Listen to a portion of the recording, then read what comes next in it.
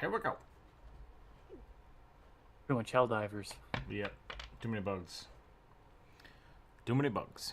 What was I doing? Oh, right. Chat. Gotta get that chat. Gotta pop that chat out.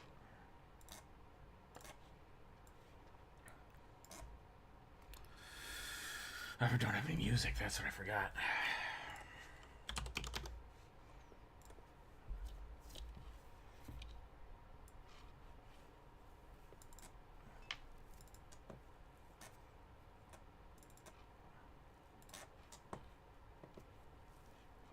Quantum, welcome in.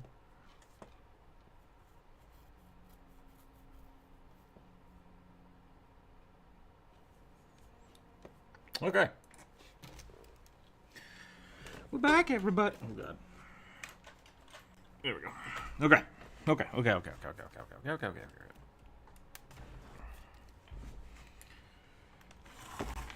Everything is screwed up.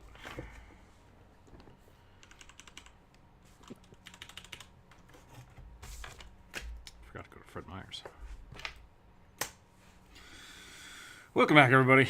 It's Wednesday. It's one of them tired Wednesdays.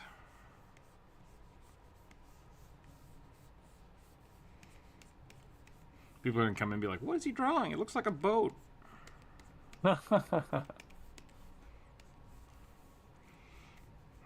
Well, maybe you draw a really good boat. You can let Fred know you'll be running late. Uh-oh, who's Fred? I missed the joke. Fred Meyers? Oh, gotcha. Yeah, I won't be going there today, probably.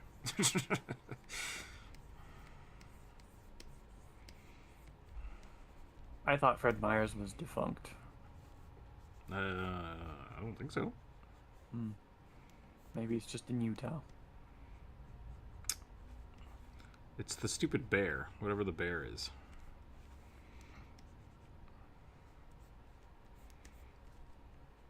So they got bought by, like, some value thing. I don't remember what it's called. Okay. And the yellow bear. Whatever the yellow bear is.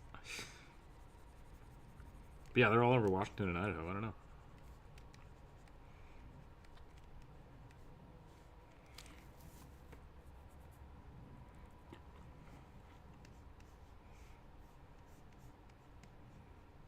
Kirkland is still Costco. Yep. Safeway is Albertsons. Yep. Or other way around. I don't know. Great Value is Walmart.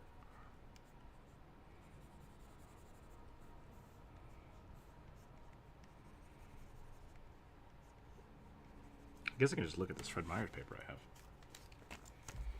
In private selection is Kroger.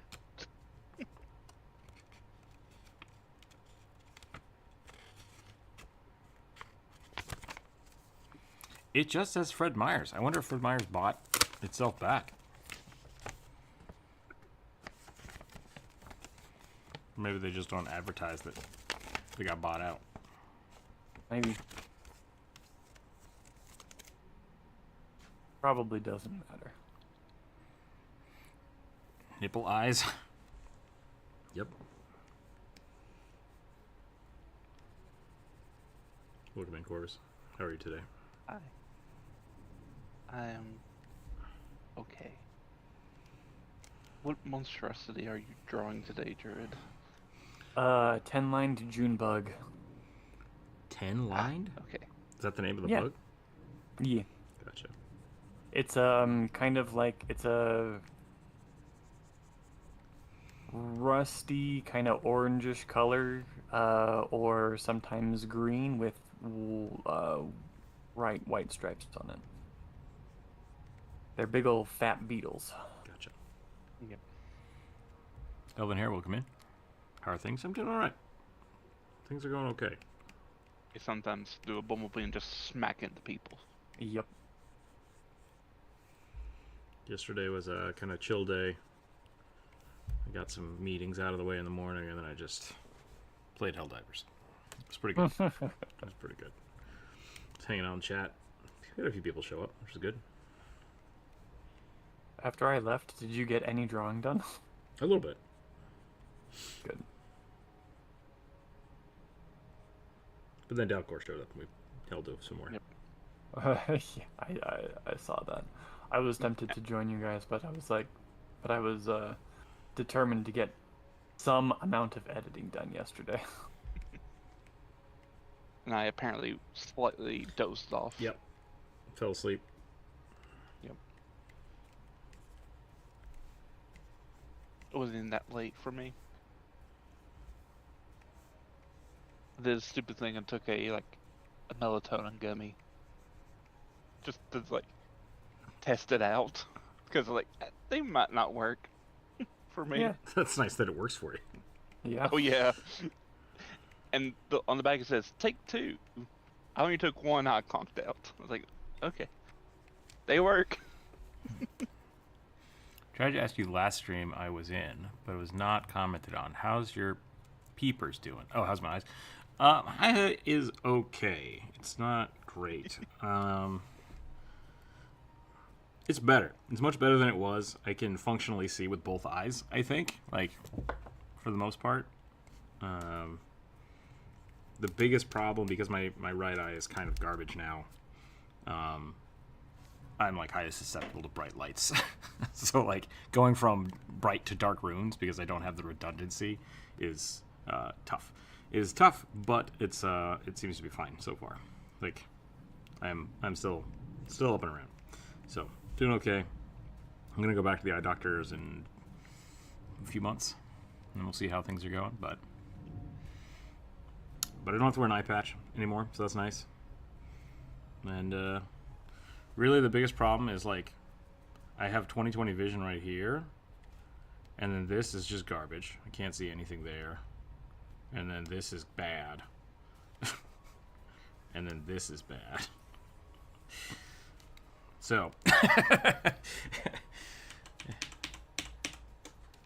my left eye corrects for it, which is good, but I still get a little kind of dizzy and stuff if I have to do a lot of work, and my eye fatigues real easily. But other than that, I'm doing okay. Could be worse. Could be much worse. Yep, that's the update. Thumbs up. Ugh. I keep asking the doctor about it, and they're like, "Oh, seems fine." I'm like, "What do you mean it seems fine?"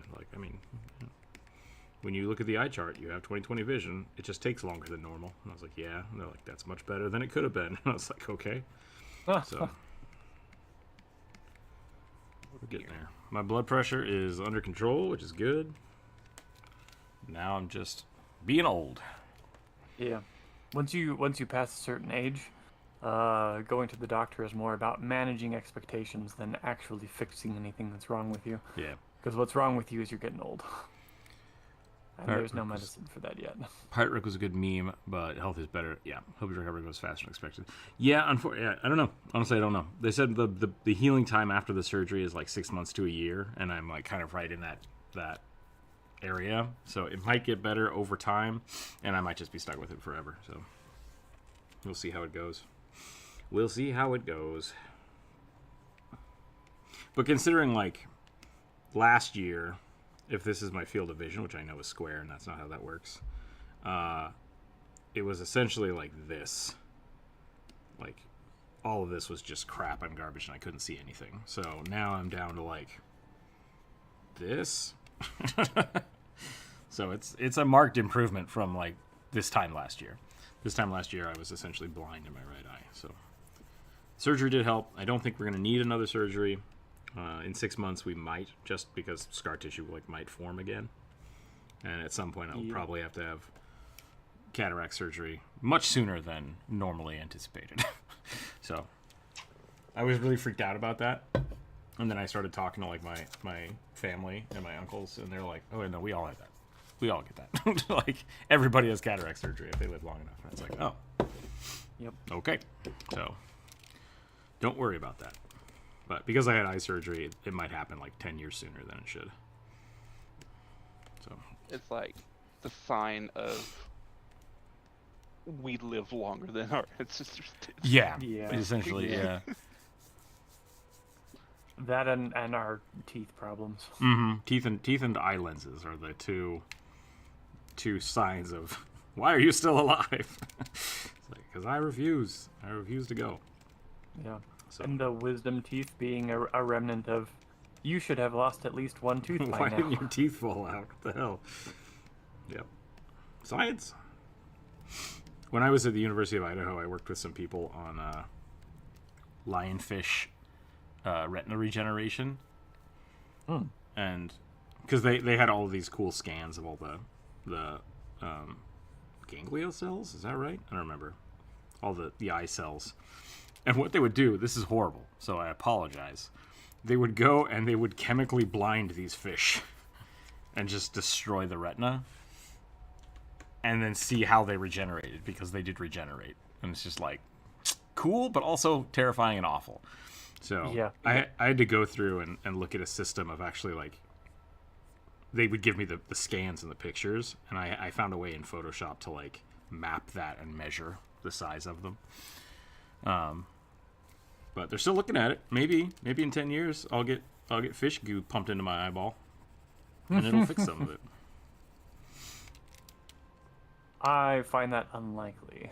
Literally what happened when I went to the doctor last time is I was like, hey, there's a spot in my eye that I just can't see anything. He's like, no, you don't. And I'm like, yeah, I do. And he's like, well, okay. And I was like, what? He's like, I mean, you can see, so, like, there's that. But I'm like, can you at least look at that spot that I think is a blind spot? And he's like, yeah, sure. And he looked, and my instead of this being the normal in that spot, it was like this. And he's like, oh yeah, it looks like some of the rods there are weakened. And I'm like, what does weakened mean? He's like, no, they're just weakened.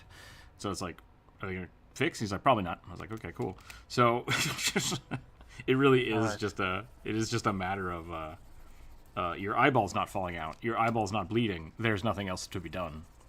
Yep. Hope it works itself out. So It's as good as it's gonna get. Yep. Adapt and. Yep. I am. Well, that feels very infuriating to hear. Yeah. From your end. It's just like it's unfortunate because this is something that happens to Jump Rope and I quite often when we go to doctors' offices and stuff, because we're both STEM educated individuals and in weird situations. Like I've worked with specifically eyes, and Jump Rope has worked with eyes because she worked at the university as well. And so, like, we get there and the doctors start, like, talking down to us. He's like, this is how an eyeball works. And we're both like, we get that. We understand that. Please just answer our questions. And it's very frustrating. And we went through 3 doctors before one of them finally understood, like, oh, I don't have to talk down to you guys. And it's like, yes, please don't talk down to us. Please just, in medical terms, tell us what the hell is going on. Bri, hello, how's it going? And what exactly is that age? Asking for a distant relative. I think some of my uncles, I think by the time they were 65, all of them had cataract surgery. So, yeah. Yeah, it does depend a lot on genetics. The men in my father's family generally have not had to have it before age 70. Yeah. So. Jump Rope's grandmother, I think, is like, I'm going to guess mid-80s. She just had it done. But she was upset about how blind she was for like 20 years. So I think that once again is 65-ish. Some people don't ever need them, but it's also like, it's also, there's lots of factors, yeah. Like wearing sunglasses helps if you do that through your whole life. And really, for the most part, most people, it doesn't actually bother them. They just, oh, my vision is getting bad. It's like, well, we could replace the lenses in your eyeballs, and it would be better. But no, they expected, after doing the surgery, they expected my vision to be drastically changed, and it's not. It is, but just not, like I said, it's really like this side of my central vision is kind of screwed up. And they're like, you still have 20/20 vision with both eyes open, so that's great. Like, you're doing really well. And so, good outcome, bad situation. A square is a vision of a field. I wouldn't be in infant death category. I wouldn't be in the infant death category. What? What? I missed something. Hold on a second. Oh, you would have been in the infant death category. Gotcha. God, you guys warned me about it ahead of time. Family. Yeah. Yeah, watch your eyeballs, people. Go to the eye doctor. Even if you have perfect vision, go to the eye doctor. It's great. It sucks because, like, really, I had an eye doctor's appointment the week after whatever happened to my eye. Like, I had a vein in my eyeball pop, right? Yep. From a whole bunch of different things. But that happened, and I was supposed to go to the eye doctor like 2 or 3 days later. And so had I gone to the eye doctor, they may have actually seen it and maybe been able to fix it before it exploded. But that's a whole like woulda coulda thing. So it was just really, really poorly timed. But also, like I said, my blood pressure was out of control, and I might have been like I was in like heart attack range that entire time. And they were just like, "Oh, yeah, no, you should have gone to the hospital." And I was like, "Oops." So, whoopsie daisy. Whoopsie daisy. Turns out I overstressed myself. Laugh out loud, repeatedly blinding fish just to see what happens. Well, they're not just to see what happens. It's specifically to study how the cells regenerate. Yeah. The scientists are not like out there torturing puppies for fun. I do want to point out. Not anymore. Not anymore. Yeah. Not. There were a couple German scientists that did that. Yep. But no, because of that, every time you hear about a study like that, the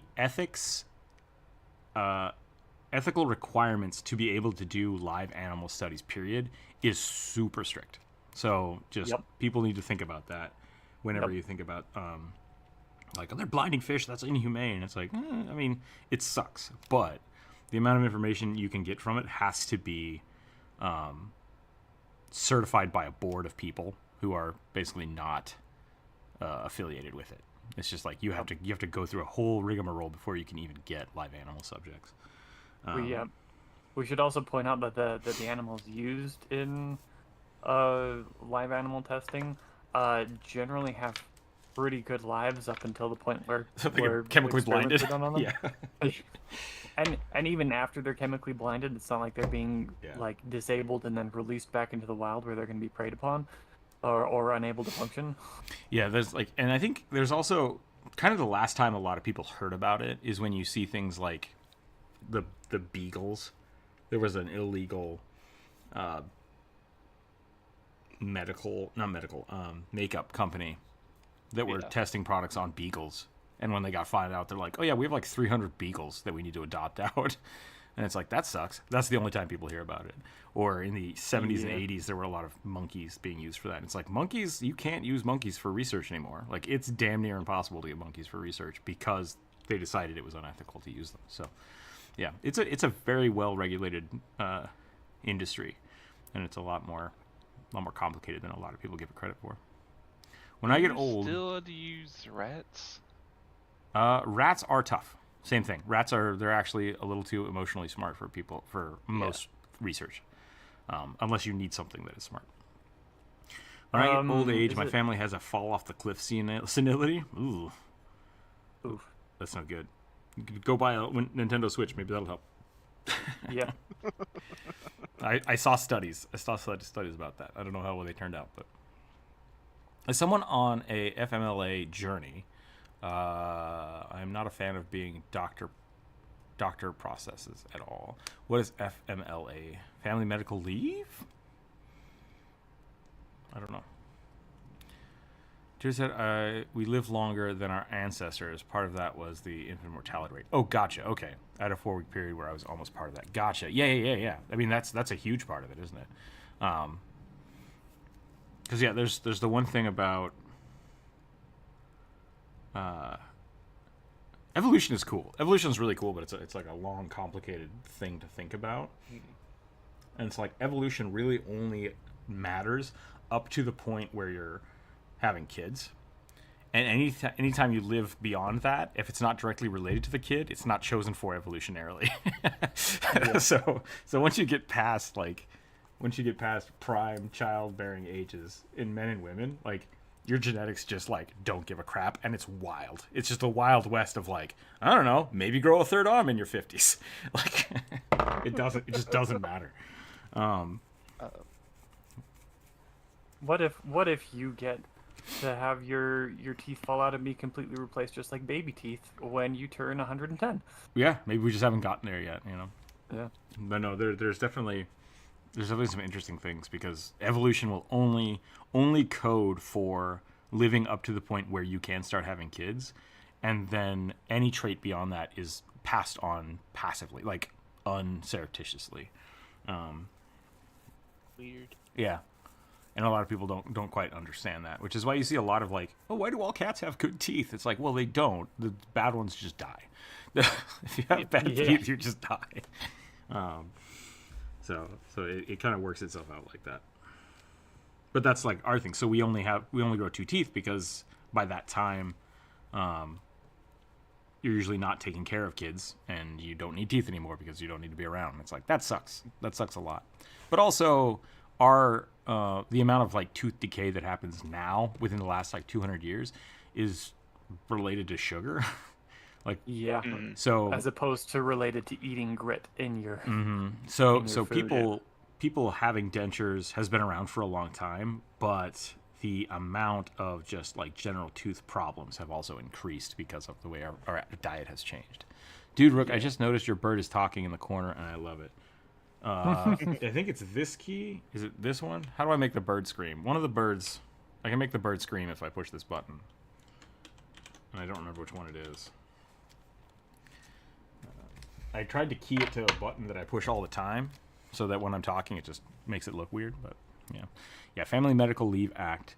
I have life-threatening allergies that interfere with work. Oof, yuck! I hate allergies. Allergies are horrible, and they're not life-threatening to me, so I can't imagine. That would be worse. Speaking of humane treatment of animals, y'all ever hear of the old combat medic course in the U.S. they would bring in heavily sedated pigs and goats? Ooh, I did not hear about that. That sounds horrible. Nope. Horror history. Hello, Ted. Welcome in. Another animal we probably shouldn't be doing experiments on: pigs.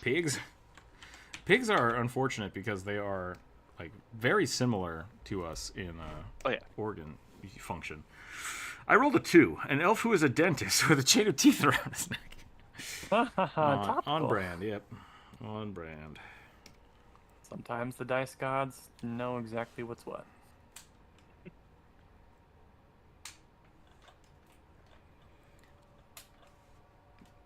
We take dementia to a new level. I really like this sketch, but I think I'm going to abandon this character for now because it's going to take for freaking ever. Forever. What is that from? I can't remember now. Sandlot? I was going to say Sandlot, yeah. Okay. I just don't remember what they were talking about. I don't know either. Maybe when the ball went over the fence? Just gone forever?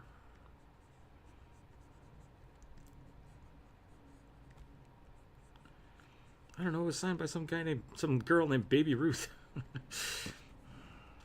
Baby Ruth? I think that's what it is. Like, he goes to jail. Like, in this imaginary future they dream up, like he's in jail and being interrogated or something. That was a good movie. It's very funny. Very...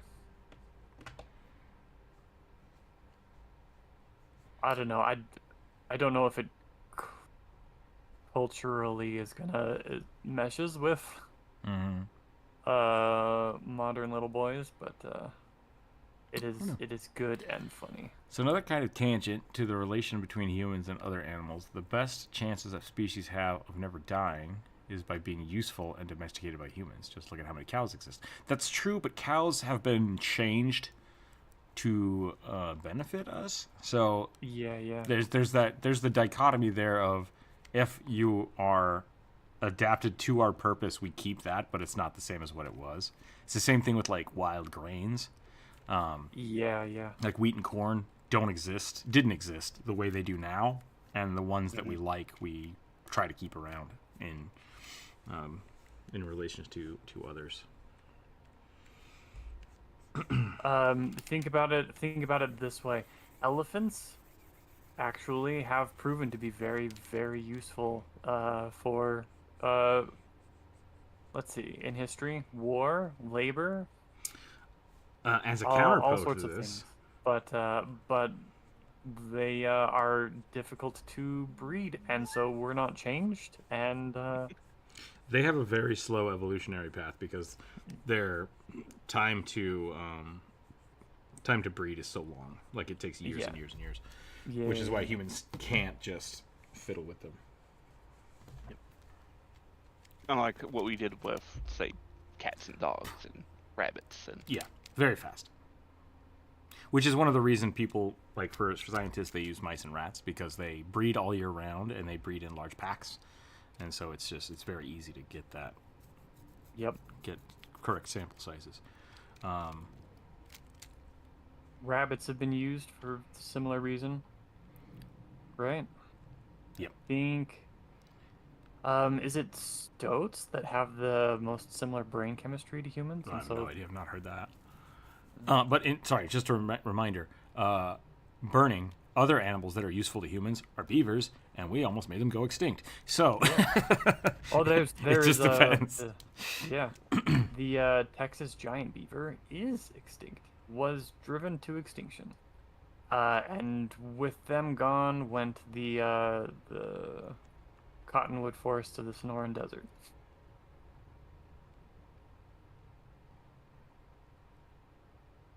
now we have like an overpopulation of beavers that we just move across the nations. Pretty much, yeah. Because wherever we put them, the deforestation and horror wrought upon nature by our predecessors who raped the land for money and benefit is starts to recover.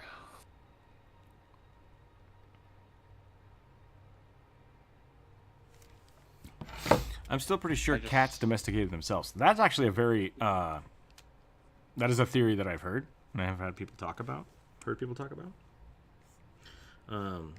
Because it's more likely that as humans started, this is what I've heard. This is all speculative, but I hope by well-minded people.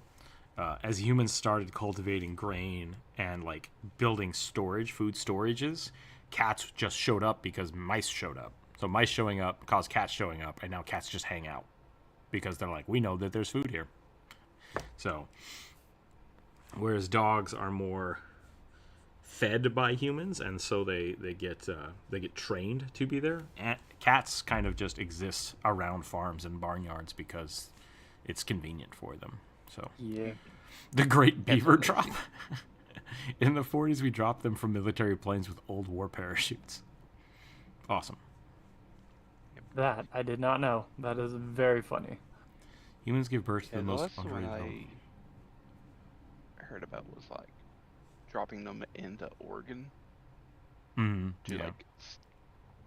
like Help recover the population. de-desertify.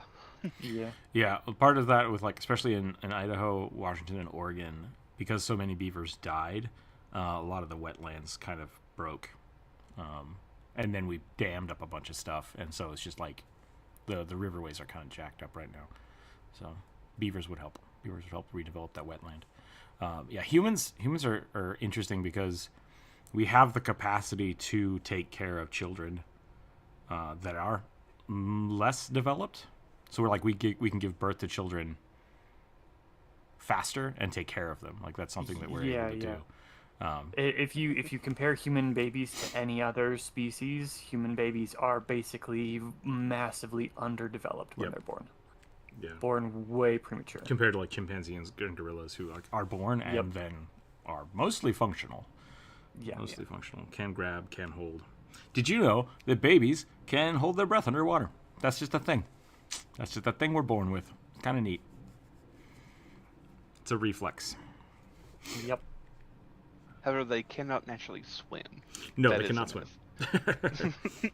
Not something you need to Hold test. breath, yes. Swim, no. What was the other one? There's some other cool like brain things that some animals have.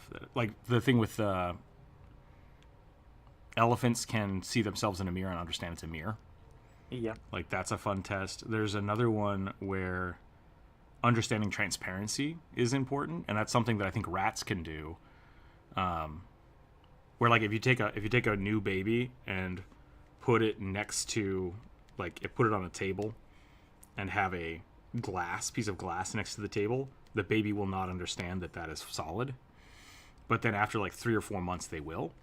And so some animals, like rats, also will have that same response of understanding transparencies, where others just won't. Like birds will just fly into windows because they're dumb. They just Depending on the species. yeah.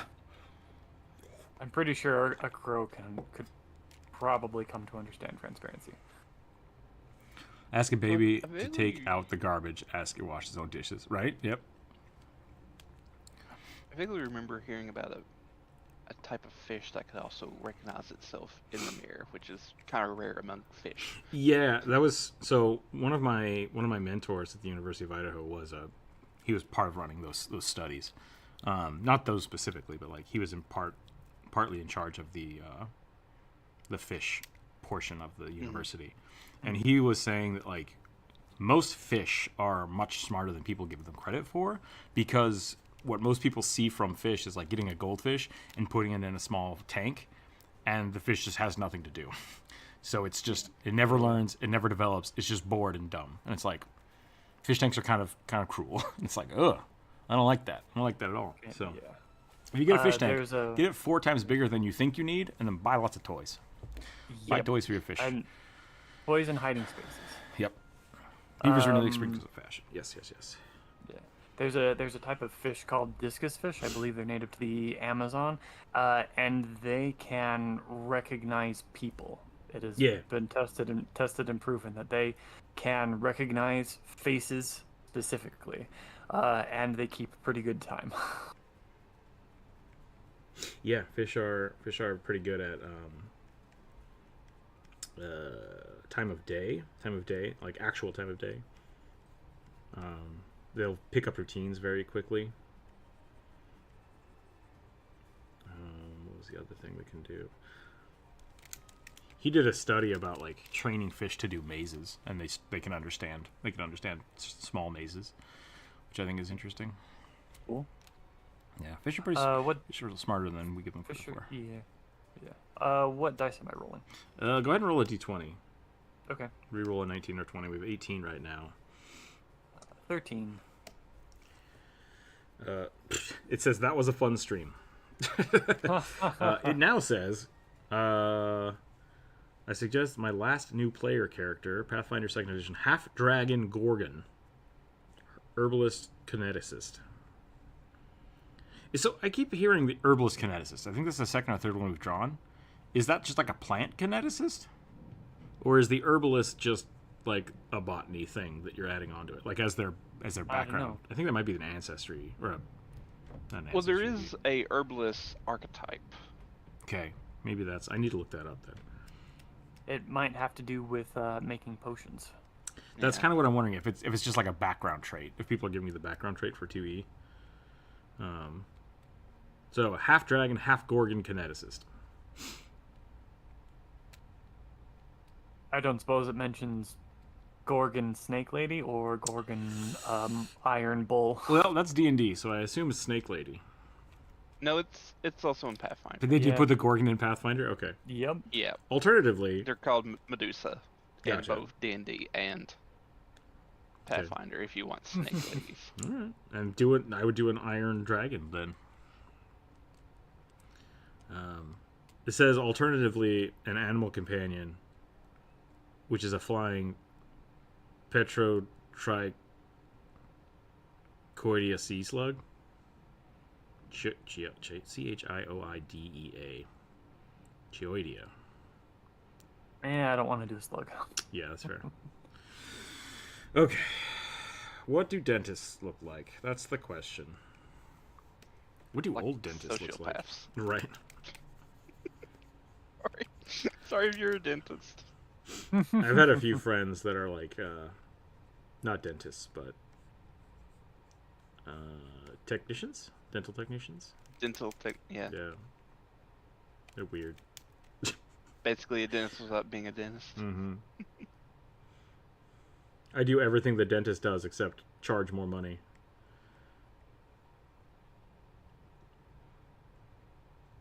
I bet, like, I always think that's funny because, like, it's the same thing with nurses. Like, you show up and the nurse or the dental practitioner talks to you for an hour, and then the dentist walks in and is like, "Yep, looks good," and then leaves. And it's like,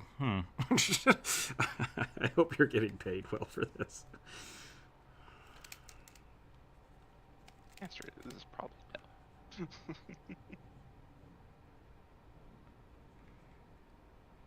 They misspelled Gordon. Were you thinking of the? Is that the guy's name? Goron? Yeah, because that's a Goron. Okay, there we go. Okay, cool. No, I don't know.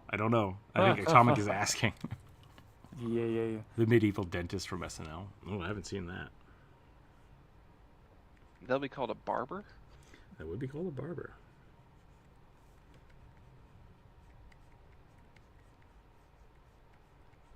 Well, they said the drawing prompt said Gorgon, and the proper Gorgon is an iron bull, so I'm gonna use All right, that. let's do that. P2E Gorgon.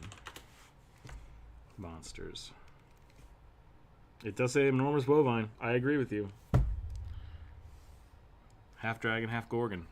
So, Iron Dragon Minotaur? Yeah. Gorgonzola, yeah. Somewhere in there. I have not drawn anything, and we've been on stream for like 30 minutes. You got a challenging one to start. I decided that I would start just talking more. It was kind of my thought process last week. Of like, if people have cool conversations to talk about or want to ask me science questions, I'm down. And I need to address the chat more than I do need to draw, because I can draw all day.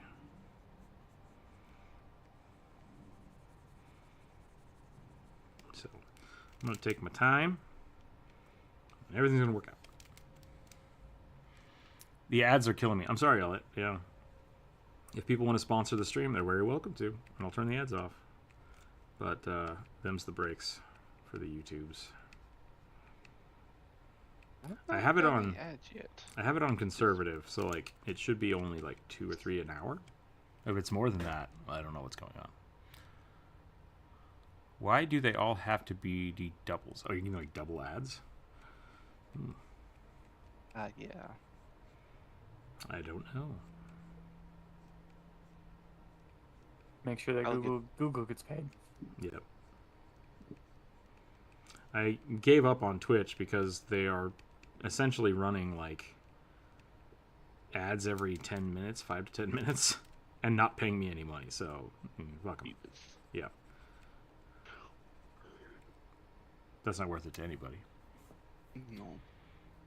One killed the stream for me. That's super weird. Did someone say sponsorship? Yeah.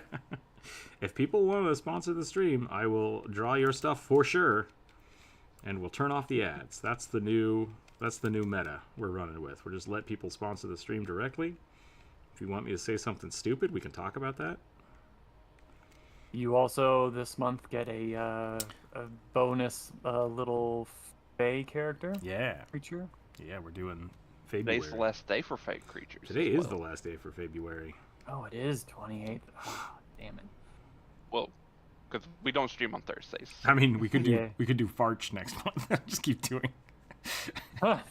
March. Or I guess it would just be May. Next week would just be May or Farch. Wait, it is? Yeah, I think it says that at the bottom, doesn't it?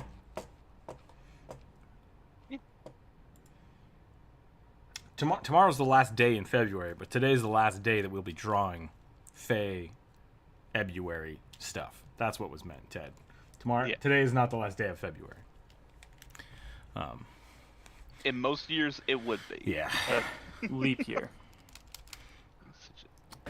I know there's a reason, but it's such a. I really just dislike the whole month of February for this stupid reason. I just like the whole month of February because it's gray and brown and cold and gross. Yeah. Oh shit! I have to finish the prop for my local music theater yesterday. Thank God. Okay. Yeah. February. Yeah. I thought it was United Day. That happens. Like I've definitely thought it was the wrong day. I've lived in this house for, I think, almost 6 years, 6 or 7 years. No, longer than that. Almost 8 years. It'll be 8 years this year, and I've only missed garbage day once. I'm very proud of that fact. Very, very proud of only missing garbage day once.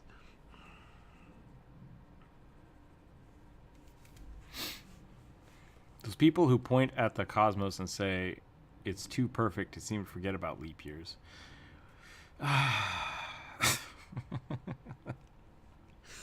There is a way to get rid of leap year, but it would require some fancy math that people don't want to deal with. Yeah. Which back to the lunar calendar. Right. The problem specifically lies with the fact that the Earth's rotation and the number of times that the Earth goes around the sun in a year are not related at all. And they're not consistent. Hello and salutations. Okay, Bri done did it for everybody. Everybody should say thank you to Bri. I will turn off the ads. Bri, you also get a sweet fake creature. What would you like today? Pugwampy. Okay, let me know if anybody gets an ad. I just updated it so that I have to manually place them. Let me know if people get ads. Did you say a Fatawumpy? Pugwampy. Pugwampy? Pugwampy. What is a Pugwampy? I need pictures. I It's think the little dog gremlins. Dog gremlins. That's right. Okay. Adulting achievement Mangy. unlocked for Rook. Taking out your troubles. Wait, what? I mean, I might have forgotten my own conversation. Never missing taking out the trash. Oh, Only yeah, missing yeah. taking out the trash once. Yep. Bro, beat me to it. Okay, we're gonna pause. We're gonna pause this dentist, who's gonna have a whole bunch of different kinds of teeth. I apologize to everybody. But also, this is what you asked for. Is what you asked for, yeah. I'm definitely one of those people that like are kind of squeamish about teeth, and so it's whenever I do like horror teeth stuff, it's like kind of cathartic. How do like look at something gross and just being like, yeah, I'm gonna keep poking that. I don't know how else to explain that. I think cathartic is the right word. Like, disturbingly pleasant. Like, I hate it, but I like that I hate it. Look, there is a more correct term than catharsis, but... Hit me. Yeah, I can't figure out what it is. Yeah, same. It's like, it's not schadenfreude, which is laughing at other people's pain Right. or misery. Yeah. That's And also it's not close, a guilty though. pleasure. It could be a guilty pleasure. Maybe that's what... No. Because it is very much like... A guilty pleasure is a thing that you don't want other people to know that you enjoy, because something... Maybe it's masochistic. It could be masochistic. Like, pushing my masochistic tendencies. Because, like, the thing I'm thinking about is, like... When you stub your toe or have a bruise and you like poke it. Yeah. Ow. It's like, that's interesting. It sucks, but it's interesting. or like when you got an itchy scab and you keep looking at it. Yeah, morbid curiosity. It could be morbid curiosity. That could be a way to do it. I'm upset that the Pugwampy aren't pugs. Make it a pug. Done. That's what the Shuni are. That's true.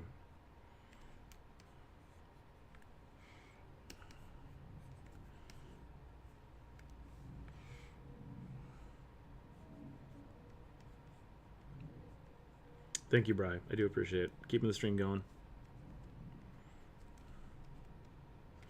So in January, I had a really big, I had that short explode. And I think it almost has 1 million views, which is awesome. And I like, it shot up to like 3,000 subscribers a month. And I was like, holy hell. And now it's like slowly just dropping off. Because we're now over that hump of like the videos being live, that video being seen all the time. Yeah. And so it's weird. Every day I look and it's like 100 people like trailing off per day. And it's like, ugh. The averages hurt. So we'll see how that goes. I get it. Yeah, Cosmic, you're still, if you'd like to suggest something here in chat, I'll put it on the list for you. It reaffirms your beliefs that you are still alive, existence check, much like posture check. That's fair. And I will posture check as well. When you have to put your dislocated toe back into place, it's just an example of definitely didn't happen. I had to relocate my ankle. That was fun. And my knee. And a finger. Okay, I've done that a few times, yeah. Not fun. Would not recommend. The best one was I fell into a half pipe. And because I was ready to go in, and then this little kid on a scooter like rolled in front of me, and so I'm like, I can either just destroy this kid or I can bail. And so I bailed and just fell 6 feet on the concrete and dislocated my two like fingers on my left hand. They still kind of pop, but my wrist was actually out of place, and so I just popped it back in. And then I went to the doctor, and they x-rayed it, and like they did all this stuff, and then the doctor walks in and he goes, well, you may have dislocated your wrist. And I was like, that's why I'm here.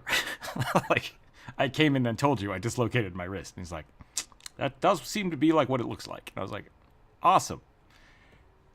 That was it. That was the whole prognosis. I'm so glad. Cool. Yeah. Yeah, great. What are you here for? He did give me like a hand brace that I wore for like a week, and then I was just pissed off about it and chucked it. So, and now my fingers pop. It's great. Being old's fun. Didn't kill that kid though, so you know I'm the hero. I'm the hero. Yep. More hero to that kid than doctor. Yeah.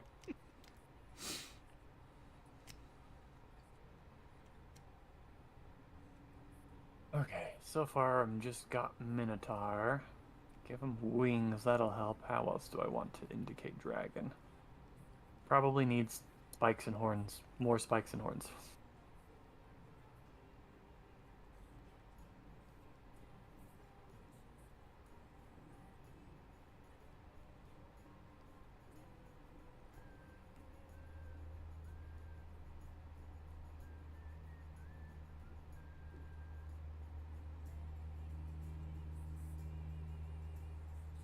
Spikes, horns, and metal scales.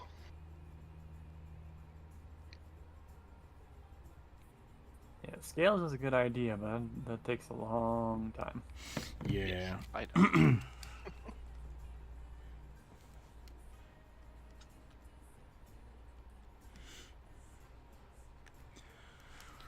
Brawny human male. Yeah, that's right. I said brawny, and in my head it didn't sound right. I was like the paper towel? Brawny human male, plague knight, clean shaven, highly and tidy haircut. High and tidy? High and tight? I get that. Okay. Is a perma smile? Haircut. Yeah. Is a perma smile like cut into your face? What makes it a perma smile? I think it's a customer service smile.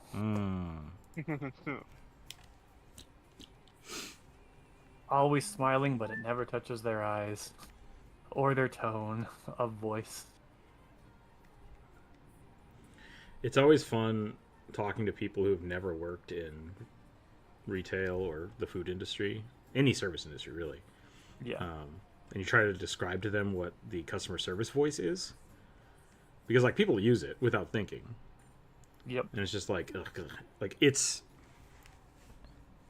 I don't know if it's fake. Yeah, but like it's beyond pet peevish for me. Like, it's kind of physically revolting when I hear people all of a sudden turn on their customer service voice. I definitely have one. I 100% have one. But like, it's just like it's very easy for me to pick up because I've of doing it for so long. And when you try to explain it to somebody like, oh man, you picked up the phone and you just talked to that person with your customer service voice, and they're like, my what? And it's like, yeah, you don't even know, do you? And it's like, it's kind of fun to try to explain that phenomenon to people. Yeah, it's definitely a thing. I've never worked in public service or You worked for a college, so like you dealt with it for sure. yeah. I have done a telephone though, so I pretty much had to learn it. Yep. And it's just like ugh. It feels so wrong. There's the customer service voice. There's the Karen voice. Like people have these different modes of communicating with people, and a lot of times it's kind of passive, and people don't really notice it or understand it. I feel like it comes on mostly when people are talking to people they don't know on the phone. Yeah, the phone is definitely... Because it's just like, they're trying to be polite, but they also are like slightly miffed that you're calling someone on the phone. I'll do that sometimes when I talk to, like when I had to call the, during COVID I had to file the workers' compensation thing, and like it got all screwed up. Like it got super screwed up. And so one day I spent 8 hours on the phone, which it turns out if you spend 8 hours on the phone with them, it automatically hangs up on you. And I had to call them back. And so when I talked to that person, I was like, I'm very, very upset. I'm just livid right now, but I'm not mad at you. And so I'm going to try very hard not to lose my shit. And they're like, I understand. It's like, okay, as long as we're both on the same page, here's my problem. So yeah, like it's good. It's good to explain to people where you're at sometimes. English plus customer service voice. Yay, yeah. Oh, can we put our character suggestions in chat? Yeah, Ted, if you have not put one in the community post, I post a community post every Monday. If you have not put one there, you're very welcome to put one here in the chat, and I will add it to the list for you. Add to the list, possibly be able to, yeah. I default to my customer service voice, but I'm pretty good at mirroring tone and style of others. That's good. Yeah, pulling the mask on and off is upsetting for people. Yeah, because their perception of you are based on the persona they see. So faith is shaken when they see the shift in modes. Yeah, that could definitely be it. I think a big part of it, especially like I was a server for 4 years before I started working in kitchens. And so you get really used to like talking to someone in casual conversation and then immediately talking to like a group of customers. And it's like, so you start getting used to that shift. And once you can finally like get that under control, it's pretty common to kind of start seeing it. I've worked customer service for a very long time. Sometimes customers get exact the service they deserve. Oh yeah, 100%. I've had some bosses of mine. I've been pretty fortunate to the first few restaurants I worked at. Were like small restaurants, so the managers I worked for were the owners. And that was really cool because then they would just be like, get the fuck out. Like they don't care. They're like, get out of here. I don't care. And then I've worked at places where it's like kind of more of a chain restaurant where the managers are just very accommodating and like, oh, I'm so sorry. It's always our fault. It's great. And it's like, people just walk all over them. And it's like, no, yeah, sometimes you just got to tell them to get the fuck out. Yeah. I did one of my friends that I still talk to this day after working at a restaurant, like,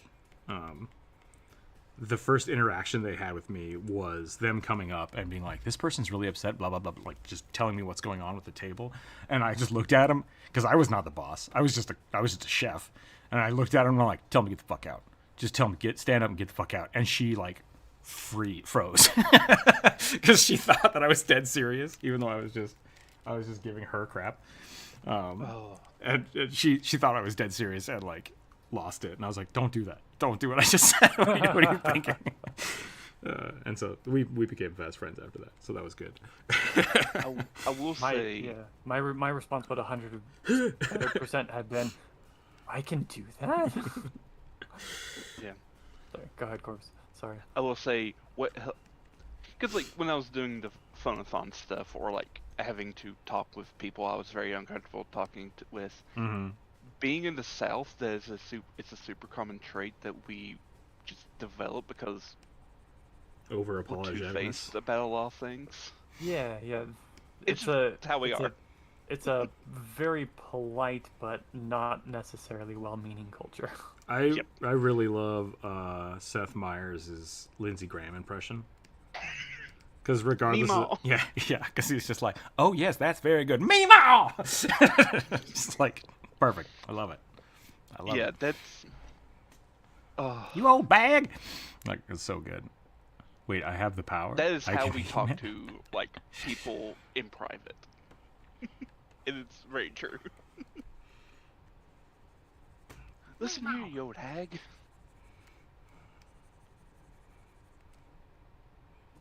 Okay. Yeah, it's the whole "bless your heart, honey" is a thing, and it's a bless your heart is definitely more of a deep South type of deal. Like Kentucky's a bit too northern for it, so it's just like we'll just kind of like ignore you. We had a big. I assume this is more of a. I don't think it's just a Catholic thing. Is where I'm getting with this, but we had a big thing about when I was younger. Our church merged with two other churches because they were too small, and so they're just like, we're gonna all pull together. We're gonna build a bigger church, and then we'll just all three of these congregations will come And here. no one shows up. Oh no, no, no! It's one of the bigger Oh. churches, one of the bigger Catholic churches. But because of like that was going on, there was construction, and like the parking lot was always kind of jacked up while they were building it. People were just constantly like getting it, not fist fights, but like people were just being assholes to each other in the parking lot. And so I remember our priest basically had a whole conversation during one of his sermons about like, if you're getting upset in the parking lot and people are being just awful, just remember, just say God bless you and go on with your day. And so it kind of became a running joke of people being like, God bless you, you son of a bitch. And like just like it became this just thing people would shout at each other in the parking lot. And I thought it was really funny. Such passive aggressive. Yeah, just super passive aggressive Catholic blessings. Yeah. God fucking bless you. But No, it that's always a bit made me too think of like, aggressive oh well, for us. bless your heart, which really means you're an idiot. Yep. Yeah. It's like, oh, you sweet summer child. Yeah. Or like what I do to you guys that you called me out on the other day in our D&D game. Oh, baby, no. Oh, honey. Oh, honey, no. Oh. Yeah, we tend to use honey more often here where I live. It's Don't just like, oh, patronize me. honey. I got that from How I Met Your Mother. The like the TV show. There was a character specifically that she was. Her character is, I think Ted goes out with her for a little bit, and he can't remember her name. So in the story, they just refer to her as Honey, because everything that comes out of her mouth is so like wrong, and she's so ditzy and unaware of it that it just makes you want to go, "Oh, honey." So that's the only way anybody knows about it. Anyway, Barney ends up sleeping with her because he convinces her that that he has a medical condition where he has to have sex with a new girl every night, otherwise he dies. Barf. Just barf. Something like that. Yeah. Neil Patrick Harris is great. Actually, Yep. I love pretty much the whole cast of that show. But I cannot watch TV. Like just sitcom comedy is bad for me. Never watched it.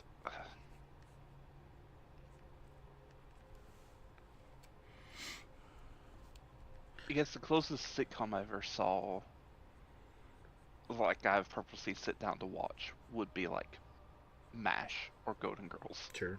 I grew up in the Oh. time, like, I've seen every episode of Buffy. I've seen every episode of Friends. Yep. I've probably seen every episode of Seinfeld, even though I didn't watch all of that as it came out. I did watch the last episode of Seinfeld when it came out. So, like, I caught up on it. Yep. And Similar boat for me. I remember not having fun watching them, but it was like, that was the only thing to watch. Like, it's 5 o'clock, it's this or news. And it's like, all right, I guess I'm watching this.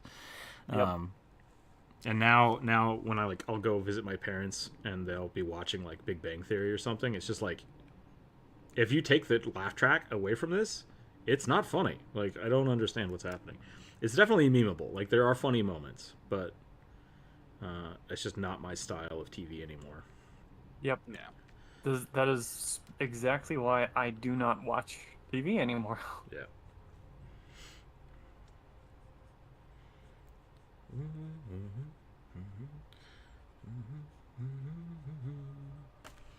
That's not a good thumb.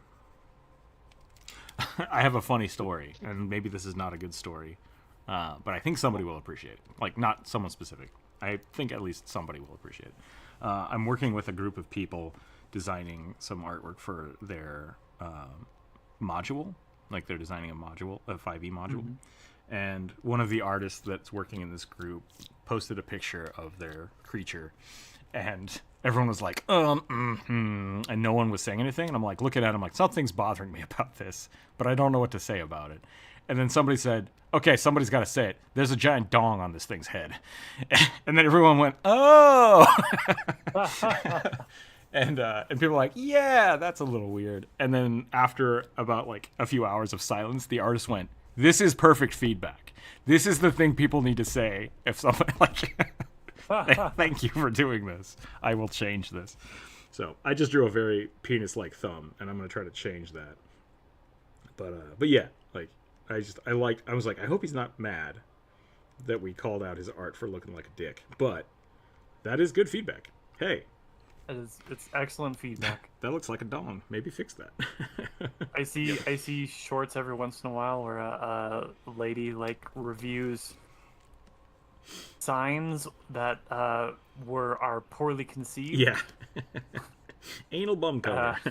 There's a lot of that. It usually ends with her saying, honestly, guys, all you had to do was show one 13-year-old boy. Yep. Just show and one it's 13-year-old always a boy. church sign. Oh, I know. The church signs are like the nastiest, horniest, most innuendo-filled signs ever. Yep. As someone who has had to put those signs up, it's usually a 13-year-old.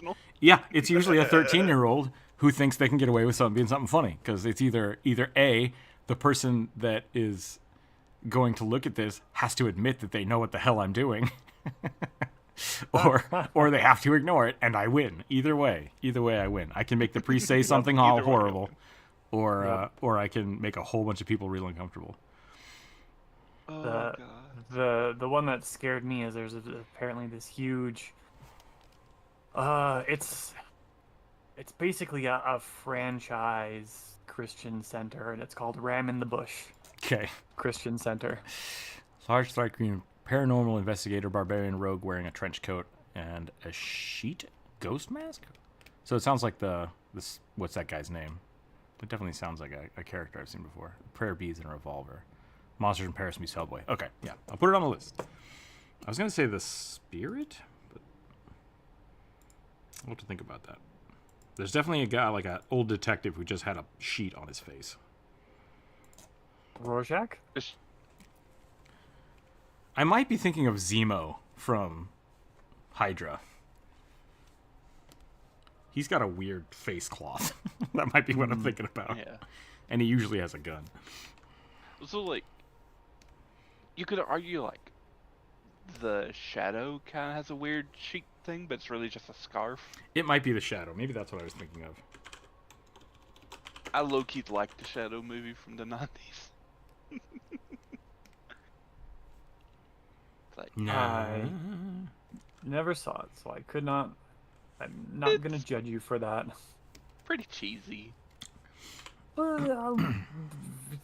Point me at any superhero movie from the 90s and tell me it's not cheesy. What's even like I immediately great about thought it of is Nick Fury. it's like Dick Grayson, but like if Dick Grayson actually hurt people. The Red Hood? Not Dick Grayson. Dick Tracy. Dick Tracy? Yeah, Dick Tracy was great. He just like slapped people. Closed fist slap people. Like, and that's a difference. Like, I loved it. I loved it. Hey, Burning. Whip. Hello. Pow. Charlie Brown style. Ciao. What were you gonna say, Burning? I was gonna say the Shadow's a really the one from the '90s is a really interesting take because I also like it. It's bad, but I like it. Yeah. It's an interesting mix of like cheese and gritty noir that in the Sure. movie I don't think works, but I think was an interesting attempt. I don't know if people remember this. There was the Nick Fury movie that came out with David Hasselhoff. That was great. Do not remember You that. should watch that. It's good. And then the original Judge Dredd movie with Sylvester Stallone. I do remember that one. Both super good. kind of Both cheesy. Both super entertaining. Yeah.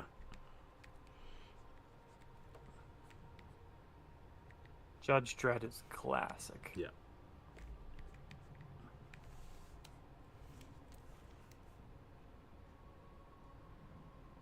Never watched any version of Judge Dredd. The new one's actually not terrible. I love it. Yeah. Like, I genuinely think it's one of my favorite comic book movies ever. I think that's impressive. I think,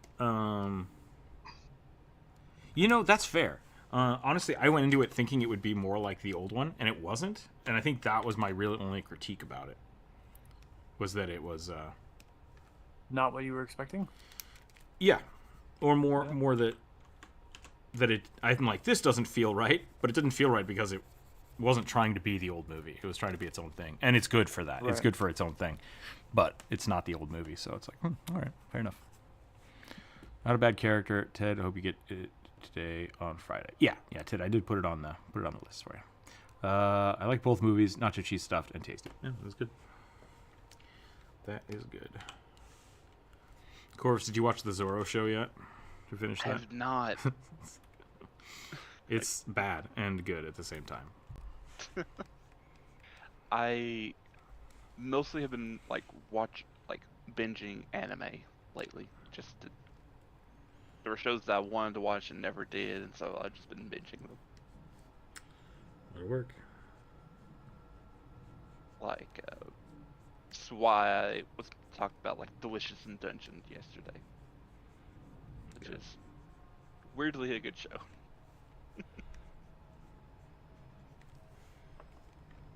And on Netflix, if people want to watch it. I don't have Netflix anymore. Mm. Me neither. They did that thing where if your parents are paying for it, you're not allowed to watch it. So I don't have it anymore. Because I refuse to pay for it. And you know what? My life's been okay. My life's been okay without it. So I think it was a good call. I mean, definitely saving you $25. Yeah. For a long time, my parents basically... my parents had Netflix because they liked getting the DVDs. Mm-hmm. And they're like, we have streaming, but we don't use it, so go for it. And we're like, cool, all right, sweet, free Netflix account. But then they kind of stopped doing the DVDs. And so my parents just only have streaming, and they're like, oh, do you want us to pay for that? I'm like, no, we don't actually use it that much. So don't worry about it. It was a bad hand. Try again.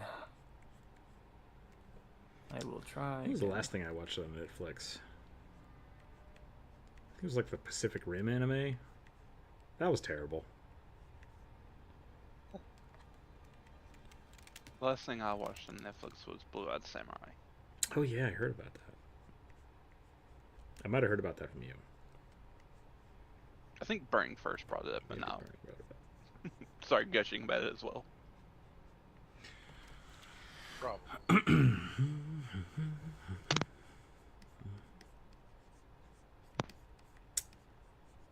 Last night, Burning, Jump Rope and I tried to do a level 6 mission.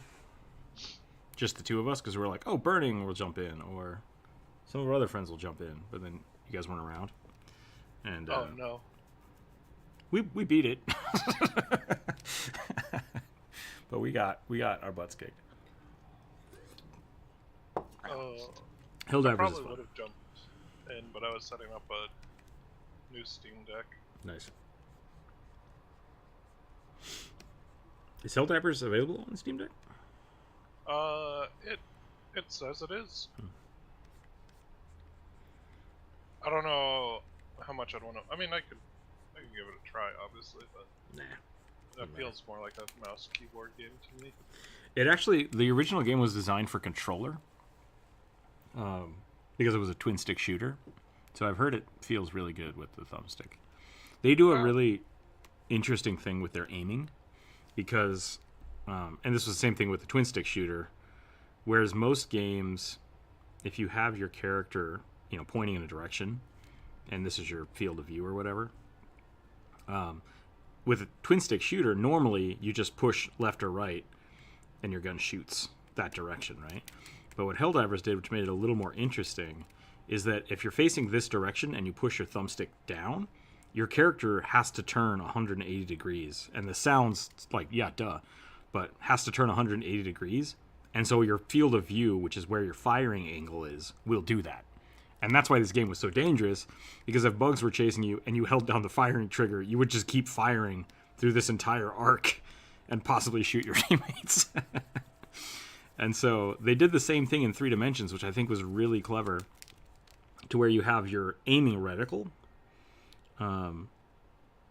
which is like this is what your mouse is controlling, and then you have a smaller reticle that is where your gun is aiming. And so as you move your reticle, this thing tracks and tries to follow it, and gives you that kind of like a little bit of a lag for where the gun is aimed. And it feels intuitive after you play it for a while. But if you get punched by a bug, this reticle can whip wildly because your gun is flailing. So you have to be really careful. And I think that has a really slight nuance of realism to a kind of an interesting game. And the reason that works over Fortnite is that even though your character's aiming is not one-to-one with your aiming, it's consistent and sharp enough that you know where your bullets are going to hit, versus Fortnite, which is just we kind of do that. There's a little bit of lag, but this is your aiming reticle. It'll land somewhere in there. And it's I hate that. I hate that so much. And so, yeah, they do a really cool job. Really interesting way to do aiming mechanics with danger involved. Yeah, that is something I noticed. And different guns move at different speeds, I noticed as well. Yep. And the sniper rifles, they just don't have the reticle at all. So it's oh, I don't know where this is aiming. I hope it's good. The machine gun moves real slow. Yeah, it gets faster and stuff if you crouch, which I think is really smart too. I think that's the kind of build for it. And there's some armors. Yeah, that do that. That was something that I noticed playing pretty quick. You're right. It feels really intuitive and makes a lot of sense. And while it is technically pulling control away from you as the player, since it's giving you the information, it doesn't feel bad. Yeah, because that's my biggest problem with a lot of shooter games, is when they're bullets are RNG based, and it's I hate that. That's not, that removes some of my feedback and some of my skill, right? The more RNG there is in bullet spread, the less skill that is involved in the game. Yeah, so I really appreciate it. I appreciate that they did that again.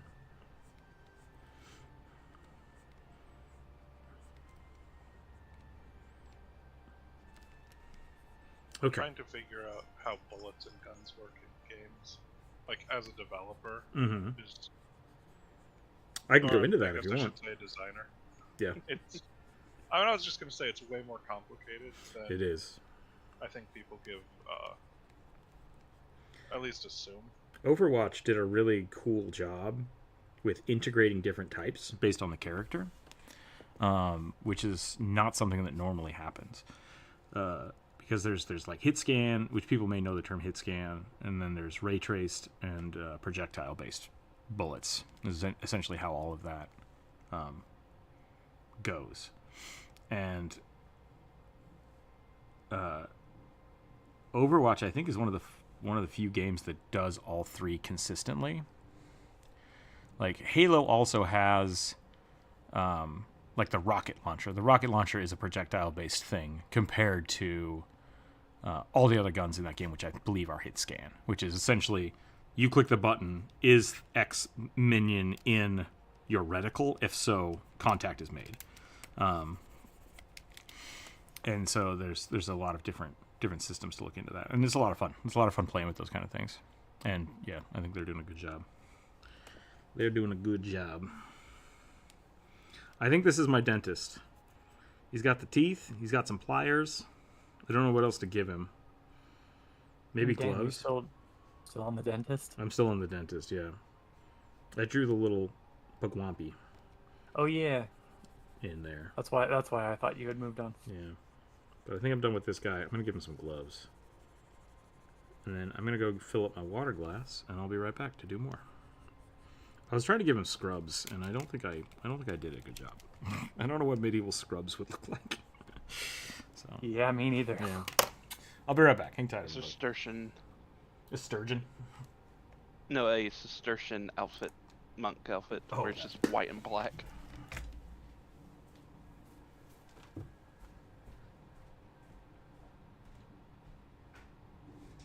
My favorite thing about hanging out with you, Corvus, is you will sometimes pull out historical words that I have no idea what they are, and you expand my lexicon, and it's very cool. I mean, don't ask me meanings of some words, because I just know the word.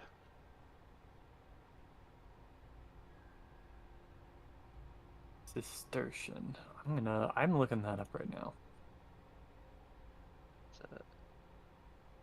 It's a French order of monks who give us chartreuse liqueur. Oh, gotcha.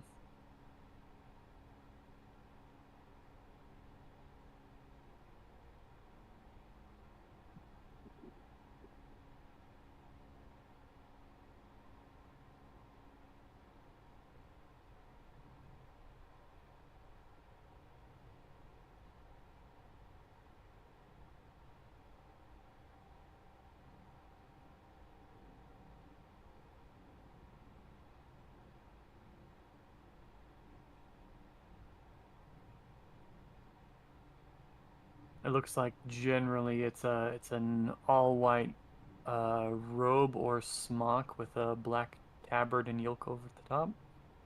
Yep.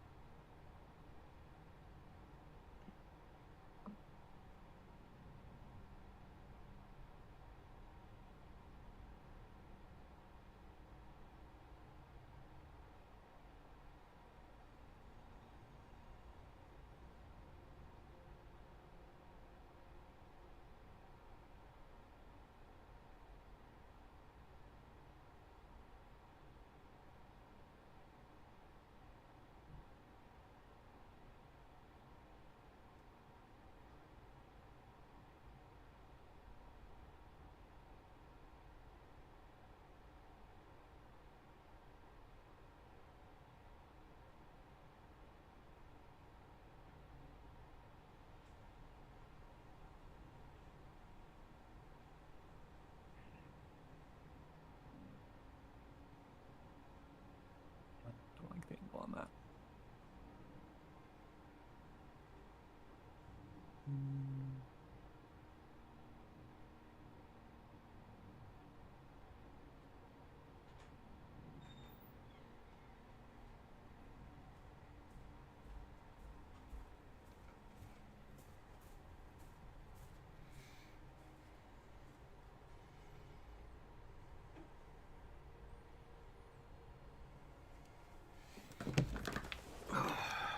Okay. Dentist boy done. Rolling some dice. But not bad. Cheesy, very cool Minotaur. Quick, while he's gone, everyone say secrets about him. It's being recorded. I can go back and let's do it. One time, I have an anecdote before I lose my train of thought. Lars and I were recording what was the original Legend of Zelda game that we played? Tears of the Breath of the Wild. We were playing Breath of the Wild, and I got up and left the room, and Lars starts just like spewing all of this dumb stuff about like him breaking the law that I don't know if it was true or not. And I came back and I was like, you realize that I'm the one that edits this video, right? And he was like, ah, crap. And I was like, yeah. So I had to go in and I just cut it all out.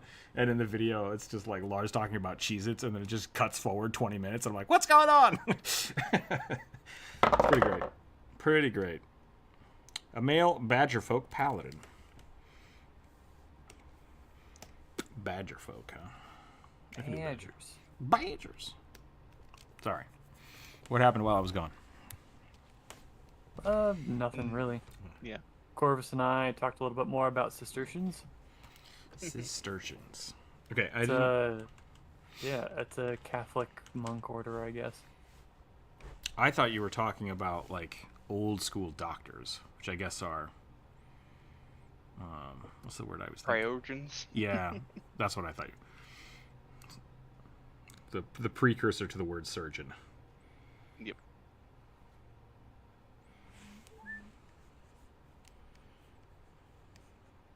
That Final Fantasy loves just throwing around. Yeah. I think it's supposed to be pronounced surgeon. Because it's like CHEU or GON. Yeah. Churgans. It's clearly like a French term. Yeah. I feel like I should be bothered that someone greenlit this, but I'm sure of any werewolf adjacent. But I'm a sucker for anything werewolf adjacent. Badger. We don't need no stinking badgers. What's wrong with badgers? Badgers are great. They're terrifying. That is a UHF quote. Ah. I have recently... One that I was trying really hard not to make. I see you, chat. Oh, Cosmic. I missed this other one. I have recently learned that there's only a Marvel American comic. badgers. Yeah, American badgers are terrifying. Learned about a Marvel comic series about a girl whose superpower is to transform into her persona. I mean, Wolverine and Sabretooth are essentially that. Vixen has a whole host of them. Badger, mushroom.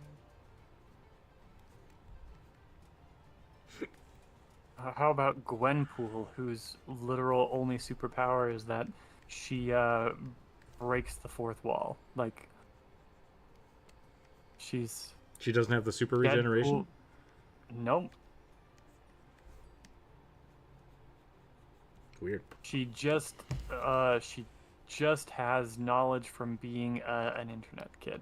She's basically a Marvel isekai.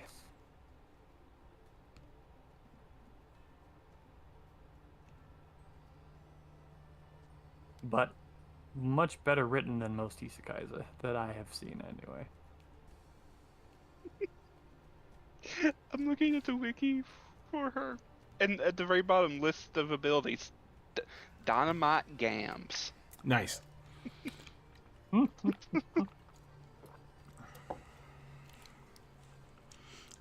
was just like everybody else in the 90s. I bought into the like X-Men trading cards because that was the thing to do then. Uh-huh. And reading some of those are really funny. Like the mutant powers listed for some of the heroes is just like hyper smart. It's like, what does hyper smart mean? Like, that's different than intelligence? Like, what does it actually mean? Some of them are just like alien. It's like, that's not a superpower.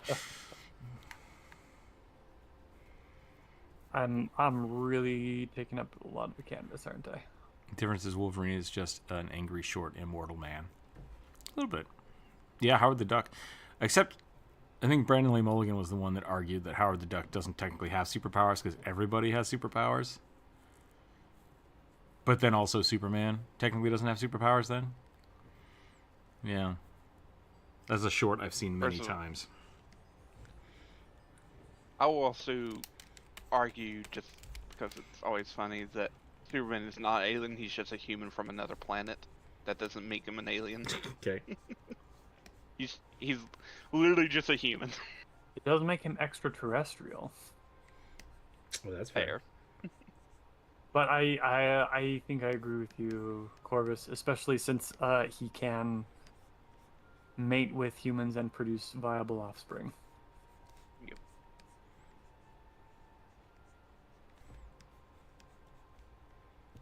Kryptonians. I like the Hitchhiker's Guide reason that Earth exists. Humanity is Which really is- just... Humanity is... so there's the planet, right? So at one point in time, there was another planet where a whole bunch of people convinced everybody that their star was dying, so they put everybody on 2 spaceships. One spaceship had all the scientists and doctors on that ship, and then the other ship had all of the hairdressers and accountants and human resource people. And then they sent this ship off into space to go to a new planet and said that these guys would be leaving soon, and then never did. And then this ship was careening at our sun, and I can't remember why, but for some reason crashed on Earth, and that's how humanity on Earth started, by another hyper-intelligent species ditching all of their hairdressers and annoying people. I bet their economy crashed without all their accountants. I think they're, if I remember right, they spent 4 or 5 years discussing when to have meetings about how to survive, and eventually most of them just died off anyways. That's about right. Bureaucrats. Love it. Bureaucrats and politicians, that's what it was. It was hairdressers, bureaucrats, and politicians.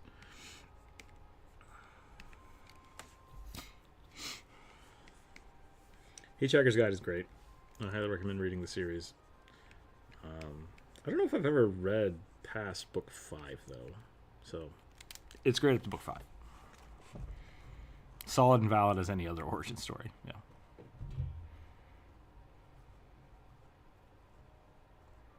I think that the comic creators were like, I think we need to make a pink rock that makes the actual god gay. Yeah, that happened. That happened in DC.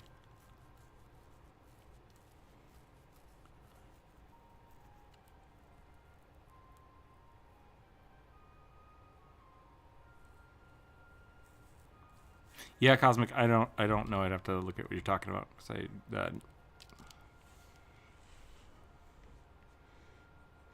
Can't tell. Can't tell if it's a actual critique or a bad faith argument.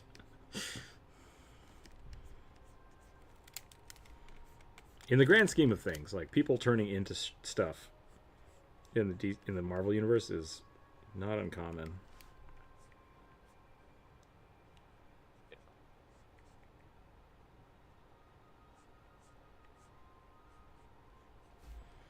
So, you saying persona is, I'm not sure if a critique on the character design or actually her persona, you know?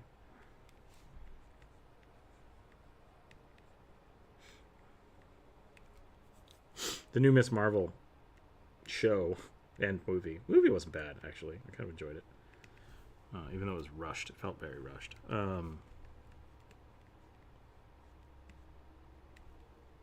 It's essentially someone cosplaying as Miss Marvel so hard that she becomes Miss Marvel.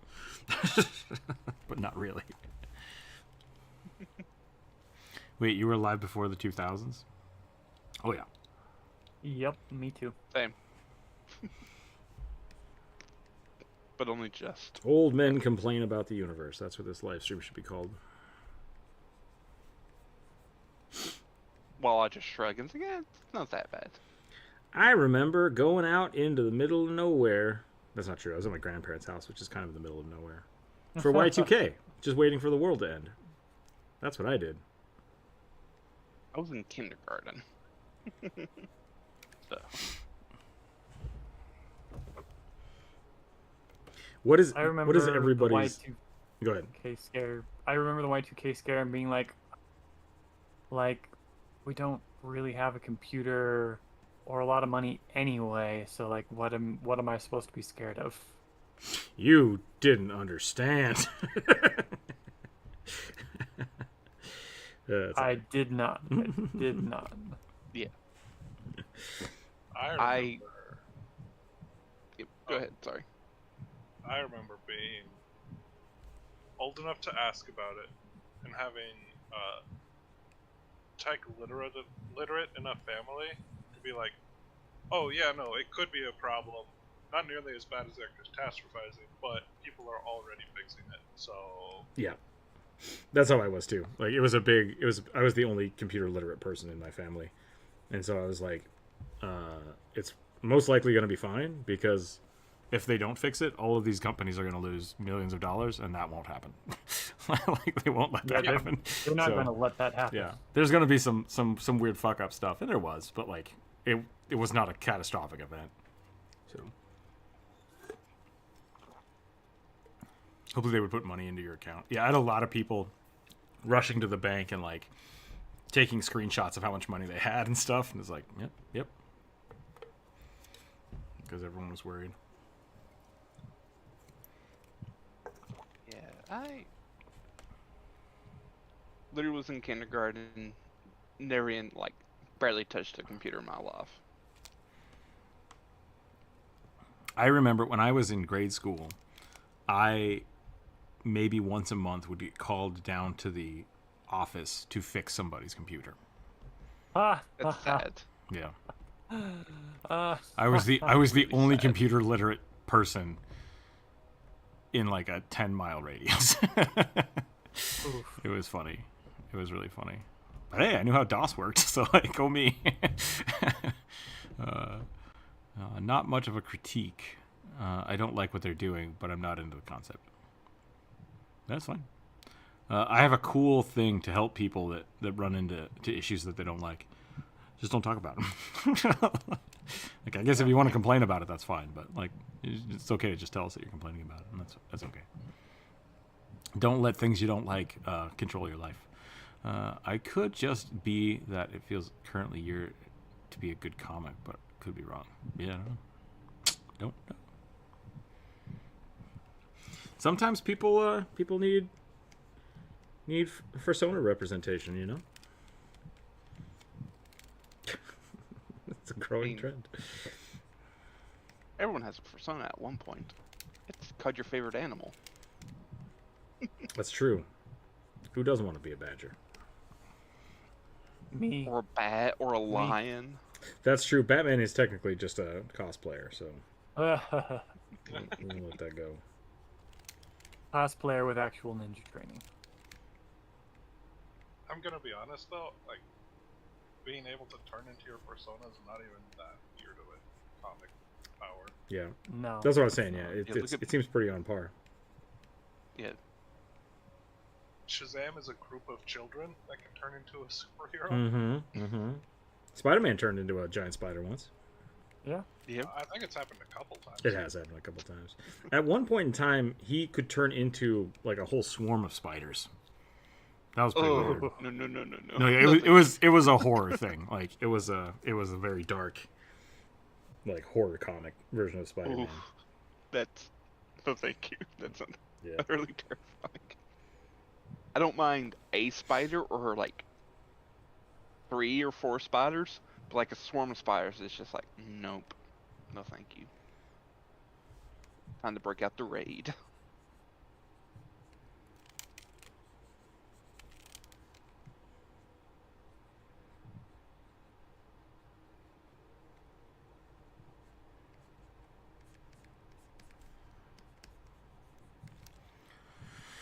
King Shark is a shark. Yeah, there you go. I mean, we have Man-Bat, the lizard, Orca. Orca. Well, Orca's just an orca, man. That's different. I think King Shark is also just a shark, man. Yeah, King Shark is a shark. I think King Shark and Orca come from the same submariner race. Universe. Yeah. Well, I mean, like, so in the I Aquaman. thought Orca. I'm pretty sure Orca was a human scientist. Okay. I mean, I could be transformed. I could be totally Kind of wrong. like Cheetah. Cheetah, same thing. Yep. I mean, Catwoman. Come on. Yeah. But I don't know. Catwoman could also just be a cosplayer, not actually transforming into a persona. I set up the Wi-Fi and asked how I was able to get into their server admin. Told the principal it was your password and password. Called the FBI. Yeah, exactly. Copperhead. Oh. I don't know if people remember Copperhead. Is that the snake lady? Snake dude. Is it a but dude? yeah. Okay. He's like in a shiny coppery snake suit. Mm-hmm. I do not remember him. The other one is Man Spider. Okay. Same universe, but worse. Yeah. One of my D&D characters was a coat full of spiders. Kevin the Necromancer played a character like that, too. He was basically an undead character full of spiders. That he was just playing the spiders. I think that was pretty great. You read coat full of spiders? I heard goat full of spiders. Also applicable. Probably more historically accurate. And also more terrifying. Mm-hmm.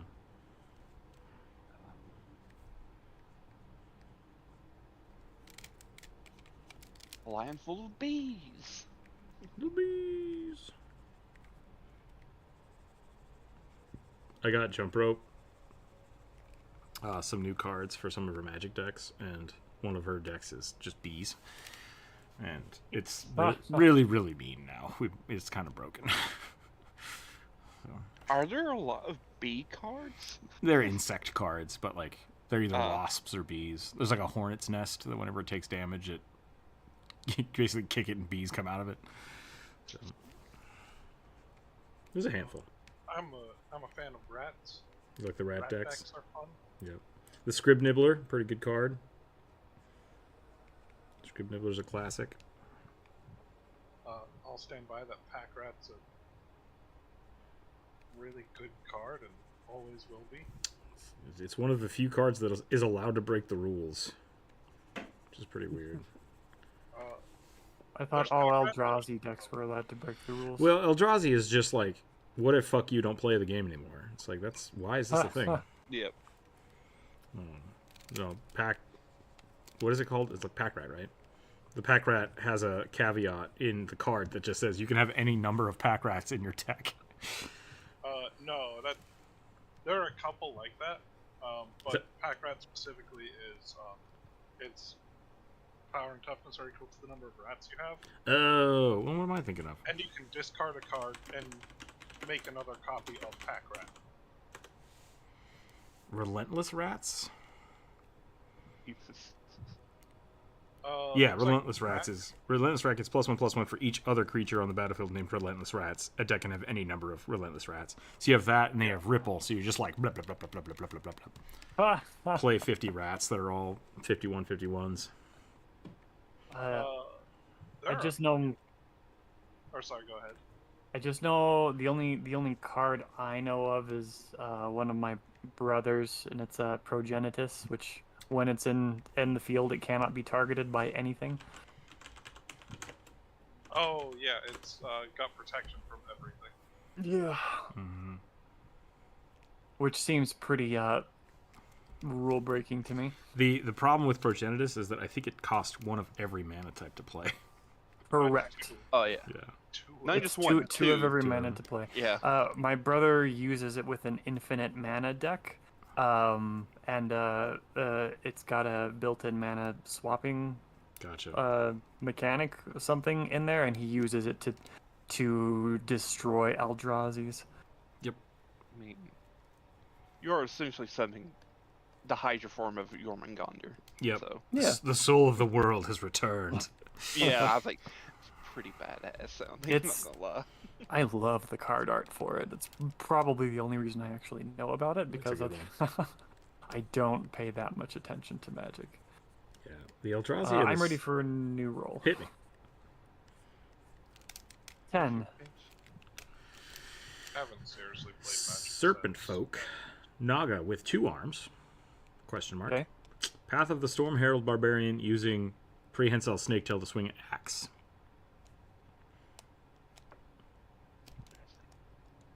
Okay. Yeah. Did they give a gender? Nope. Just snake Just person. says, yep, nope. Okay. Snake person barbarian Mhm. with an hail axe. So it sounds like you get to decide whether you commit a curse against nature or not.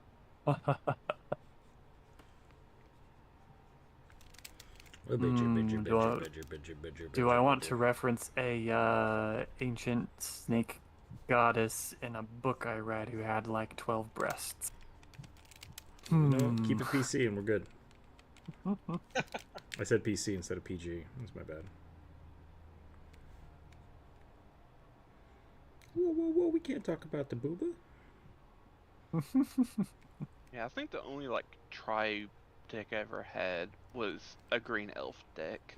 'Cause I didn't know what I was doing. I was gonna say, you son of a bitch. So what you're really saying is you had a green deck. Yeah. We have an ongoing joke in our play circles of elf decks, because elf decks used to be like, they were really, really easy to infinite combo with. Every time you tap an elf, it makes a mana. Every time you gain a mana, you make an elf, and it was just like blah, blah, blah, blah, blah, blah. So anytime we would play online and we'd see somebody like turn one, play a Llanowar elf, is just like, and leave game. Like, we would just walk away because it was so destructible. So we make fun of a lot of elf decks, but in the recent years, I have actually built one or two of them. They're kind of fun. Like the Lord of the Rings, Jump Rope built an elf deck that's like got Elrond and Galadriel in it. It's really fun. But yeah, we used to razz elf players all the time because it was broken as balls. I then had a red-blue deck, which it was like a pre-made deck. It was like when they did Gate Crash or Ravnica, whatever. Mm-hmm. We like the booba, we And just then I can't draw made the booba. Yeah. You say red-blue or red-black? Yeah, red-blue. Okay. It was the Niv Mizzet Yeah. deck, and then I found out that the card that they not really commander card, but like the big card, hollow card for the deck, they banned it. I was like, okay. Yeah, it led to if it's the one I'm thinking of, it basically led to a lot of like turn 2 infinite combos, and that's bad. That's a bad day. Because me and my friend, we split the cost, and because it came with 2 decks. It came with a red-blue Izzet deck, and then the other one's a green-black Golgari deck. So Jump Rope and I did the same thing. We bought those, and then we split them, and then we turned those into 2 decks. So I turned the Golgari one into a troll fungus deck, and then she turned hers into an elemental like Snapcaster Mage kind of deck. It was really fun. Yeah, those are good decks. Those are good ones. The Golgari Grave Troll is a really fun card. The only card I've ever bought just separately was like a $10 god from Theros, Erebus or whatever his name is. Oh yeah. I don't know. It looked cool, and I thought maybe I want to have a black deck. There's a lot of really cool gods in the Theros deck. I hate them. I mean, they can't do anything until like you have a certain amount of mana. Yeah, the devotion thing I think was really interesting too. Like, you have to have so many black instances where they just become An item. Yeah. object, basically. I've recently been playing. I made a Hobbit deck, a Hobbit food deck. That one's really fun.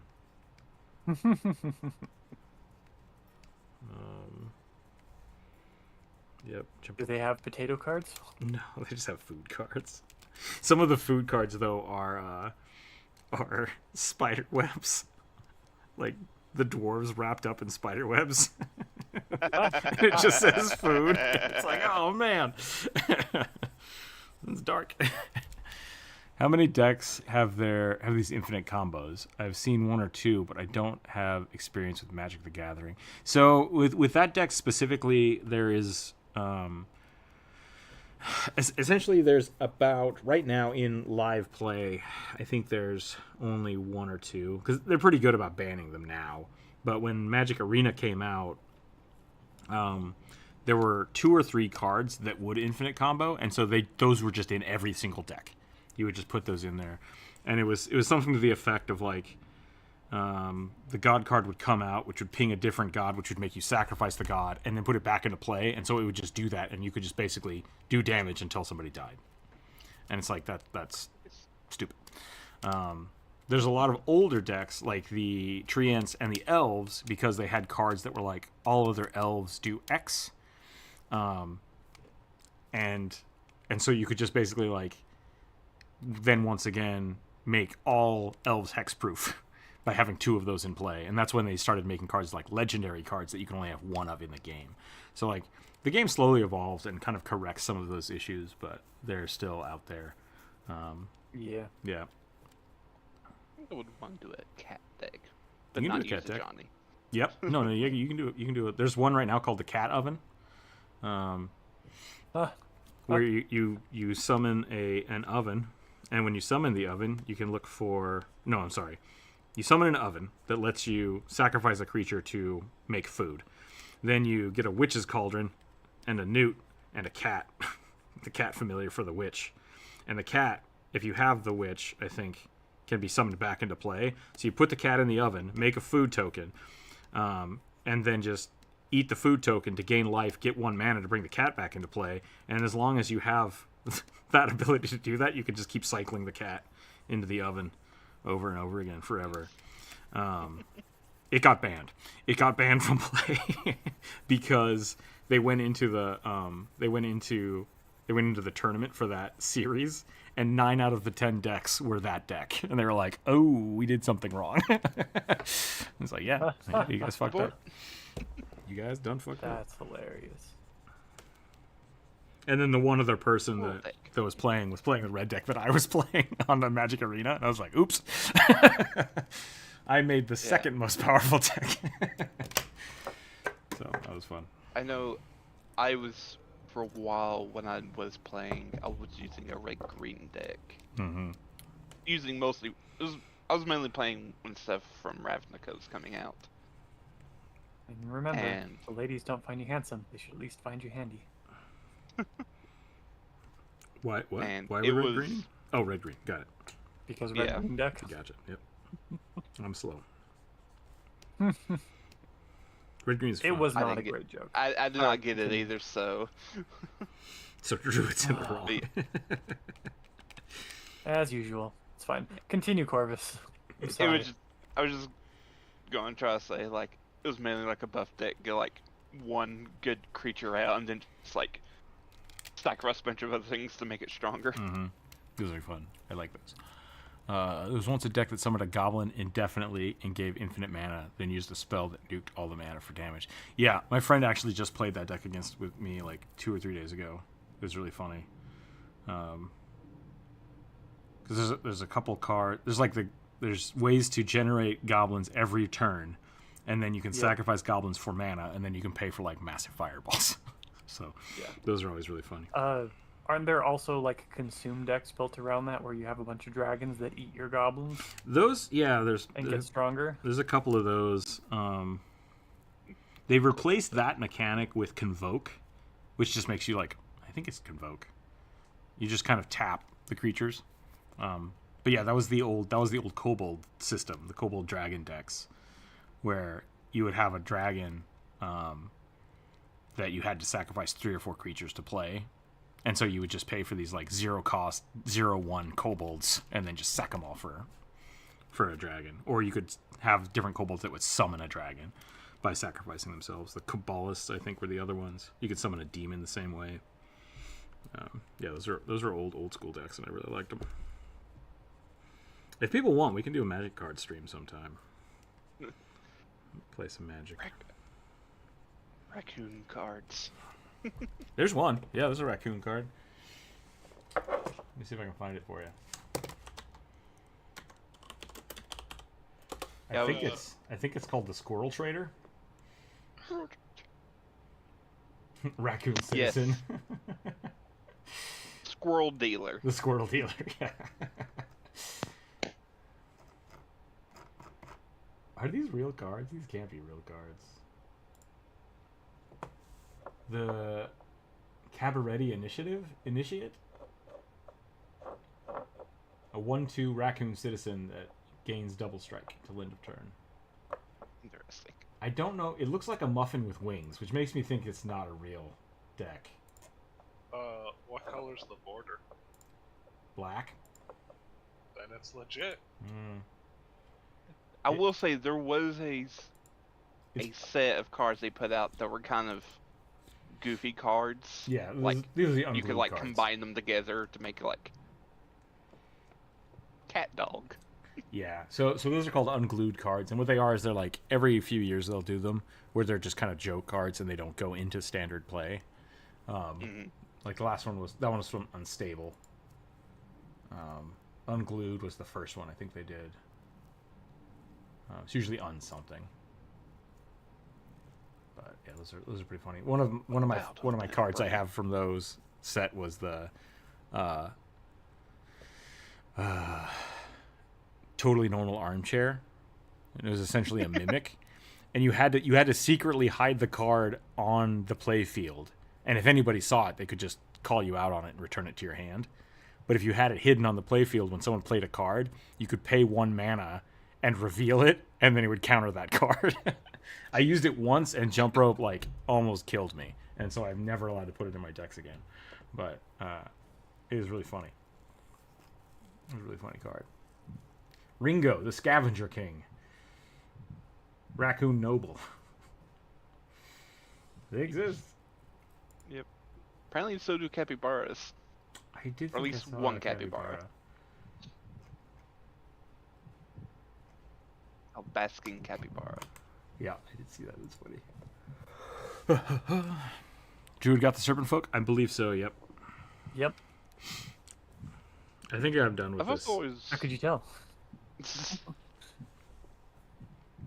Also, mainly because I just had so many of them, I always end up wanting to do a worm deck. Mm-hmm. There were so many worm cards I ended up getting. Yeah.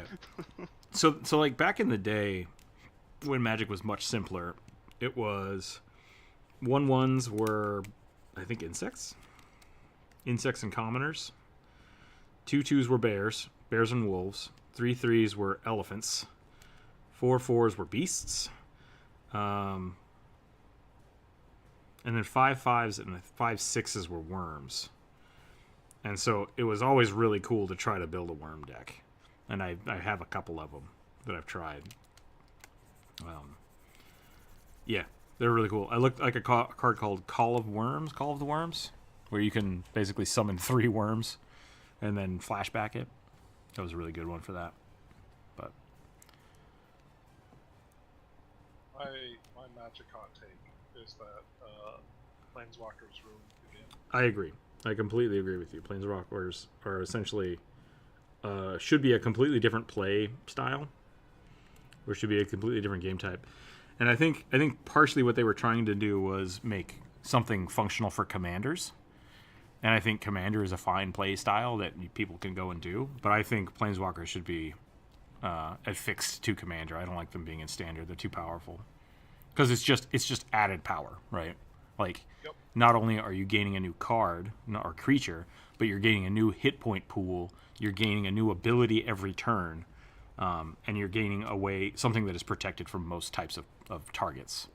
So, and now what they're doing in the newer sets is they're going through and they're changing the wording to include Planeswalkers into those, which is just a whole bunch of extra work they had to add because they added the Planeswalkers. So it's really like it was an oversight that they're now having to correct for, which is unfortunate. It's like, you could have just gotten rid of them. Odyssey was when I really started playing. Yeah, same. Odyssey was my first one, which had all the squirrels and the worms in it. Added flashback at that point.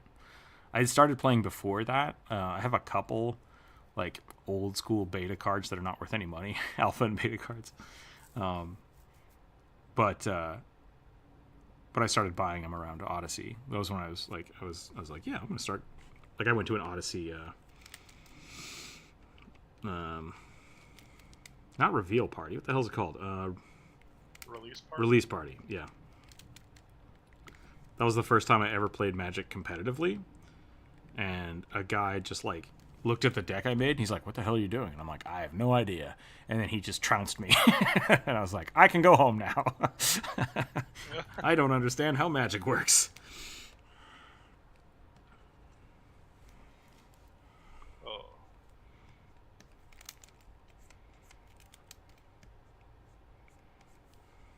The questing Feldergrift. Is that the hippo? Yeah. Flying hippo? thing? Hippo Pegasus. Alright, I'm done with this badger. I think that's a good place to call it for him. I feel like he needs like a helmet, or like maybe he's got one of these like circlet things on his forehead. Yep.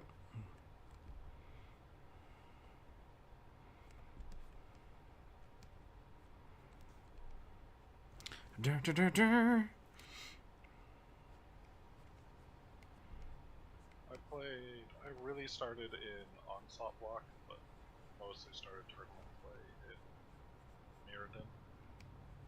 Yeah, I missed Mirrodin, I think. God, that block was broken. I ended up with a Judgment Fat Pack. Nice.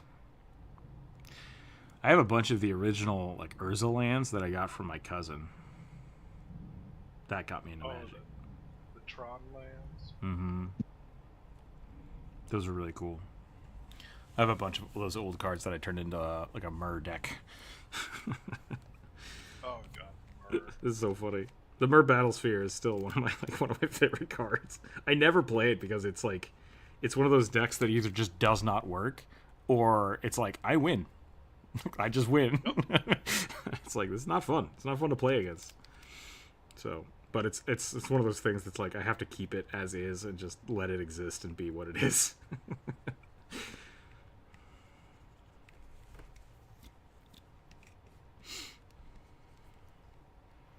Okay, I'm done with this guy. Basking Capybara, that's pretty great. Descend 4. As long as there are 4 or more permanent cards in your graveyard. Nice.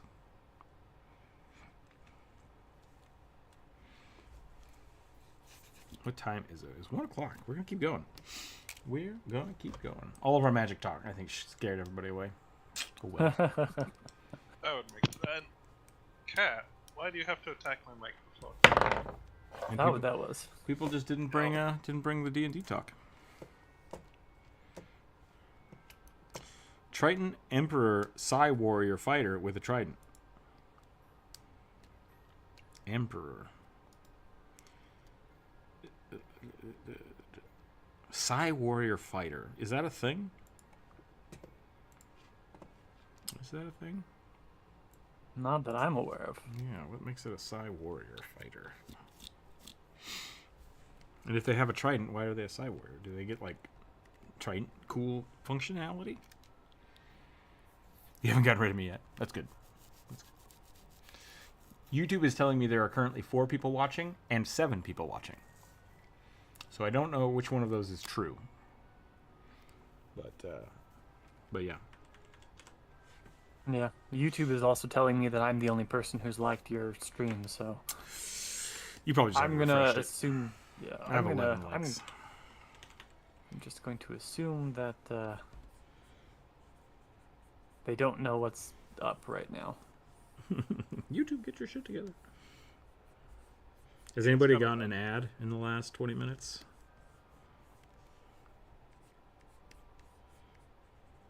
I hope not.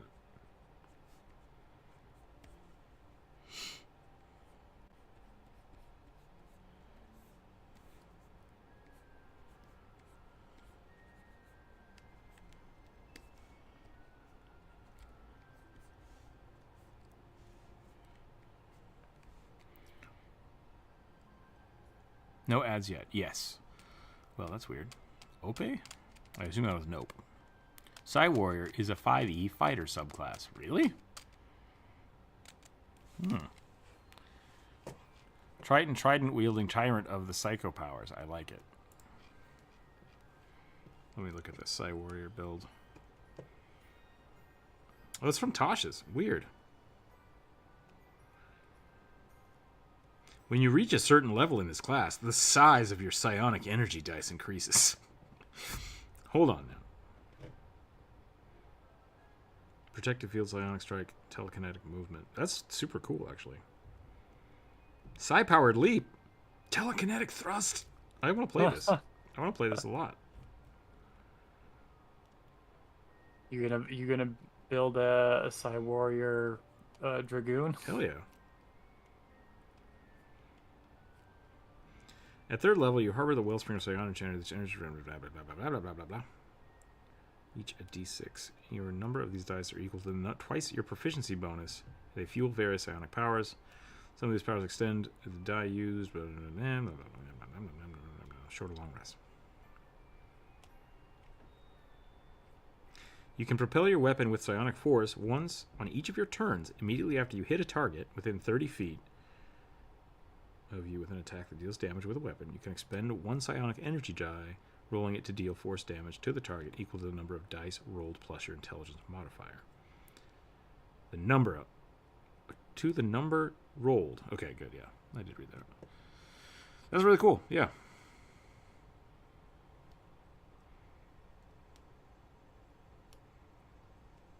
It's essentially just kind of like the Battle Master or the Bard. But I think that's really neat. I like that. Yeah, I like the I was gonna say strategy dice, but that's not right.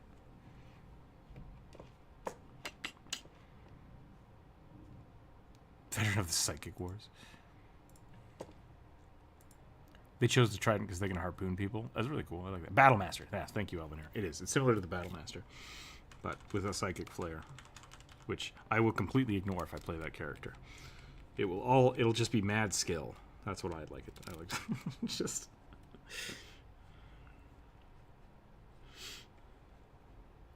That's the kind of stuff that I think really. Like, I'll always make the argument that psionics can be explained through literally anything because that's how magic works. So I think it's totally fine to flavor it that way, and I think those are fun mechanics. That's what I'm trying to get to.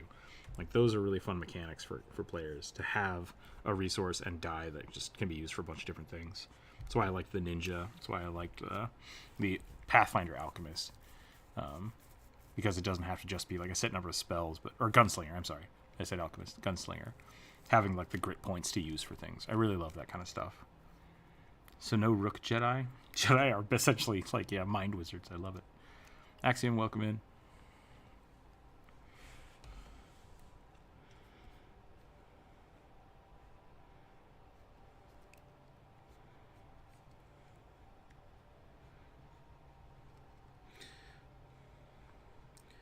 There was no gender specified on this, and I like drawing Tritons as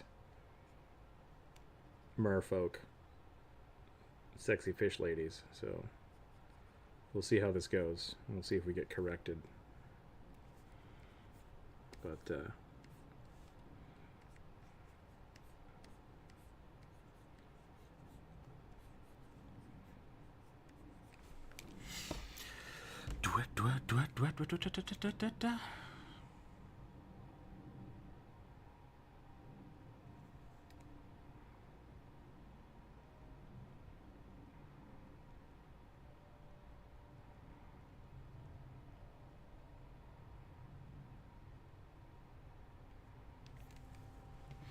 maybe they meant the gum so they can create bubbles? What?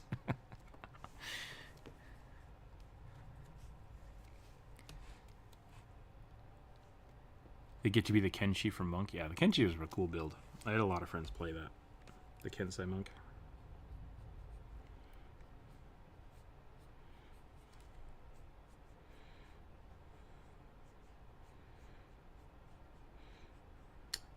When they said Emperor, I assume it's just... I guess they said Emperor, so that could be a dude instead of Empress. So maybe no fish booba. What? No no snake booba or fish booba. Hmm. What are we even doing? Yeah, what are we doing here? Come on. Don't know what it is.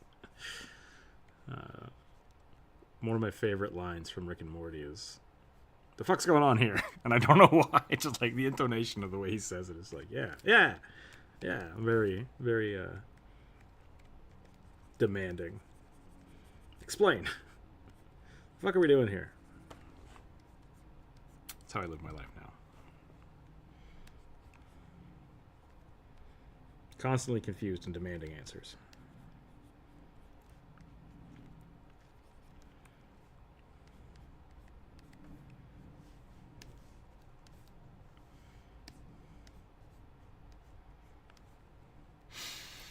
I like psionics as a separate system in tandem with magic, and mediocre mage can throw a fireball, but only a master of the mind can make it burn the minds of the enemy.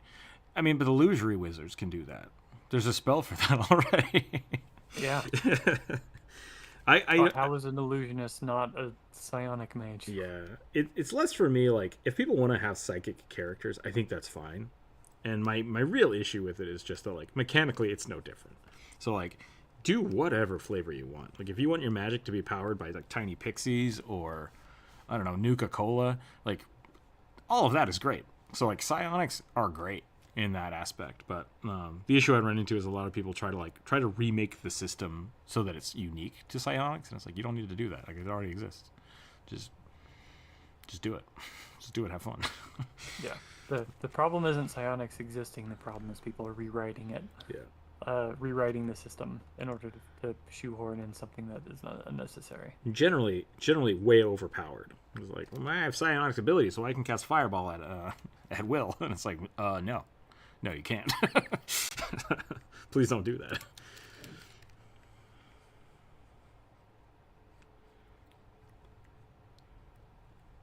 Yes, I can. It says so right here. It says sends you a note that says I can do whatever I want.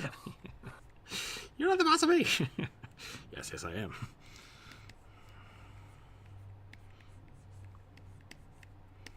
It seems somebody has forgotten who the god of this world is. I declare that's not how magic works within my universe. I tried really. I hope I did okay when we were playing on Saturday. Uh-huh. And you were like, "Oh, when you die here, you go back to your plane." And I was like, "Bullshit." Yeah. That's not how anything works. But it was just like, no, that's fine. It's a druid's thing. Let druid do his thing. Yep. I don't know if it makes sense, but I do have a specific lore reason for that you guys have not yet explored. Yeah, that's so. fine.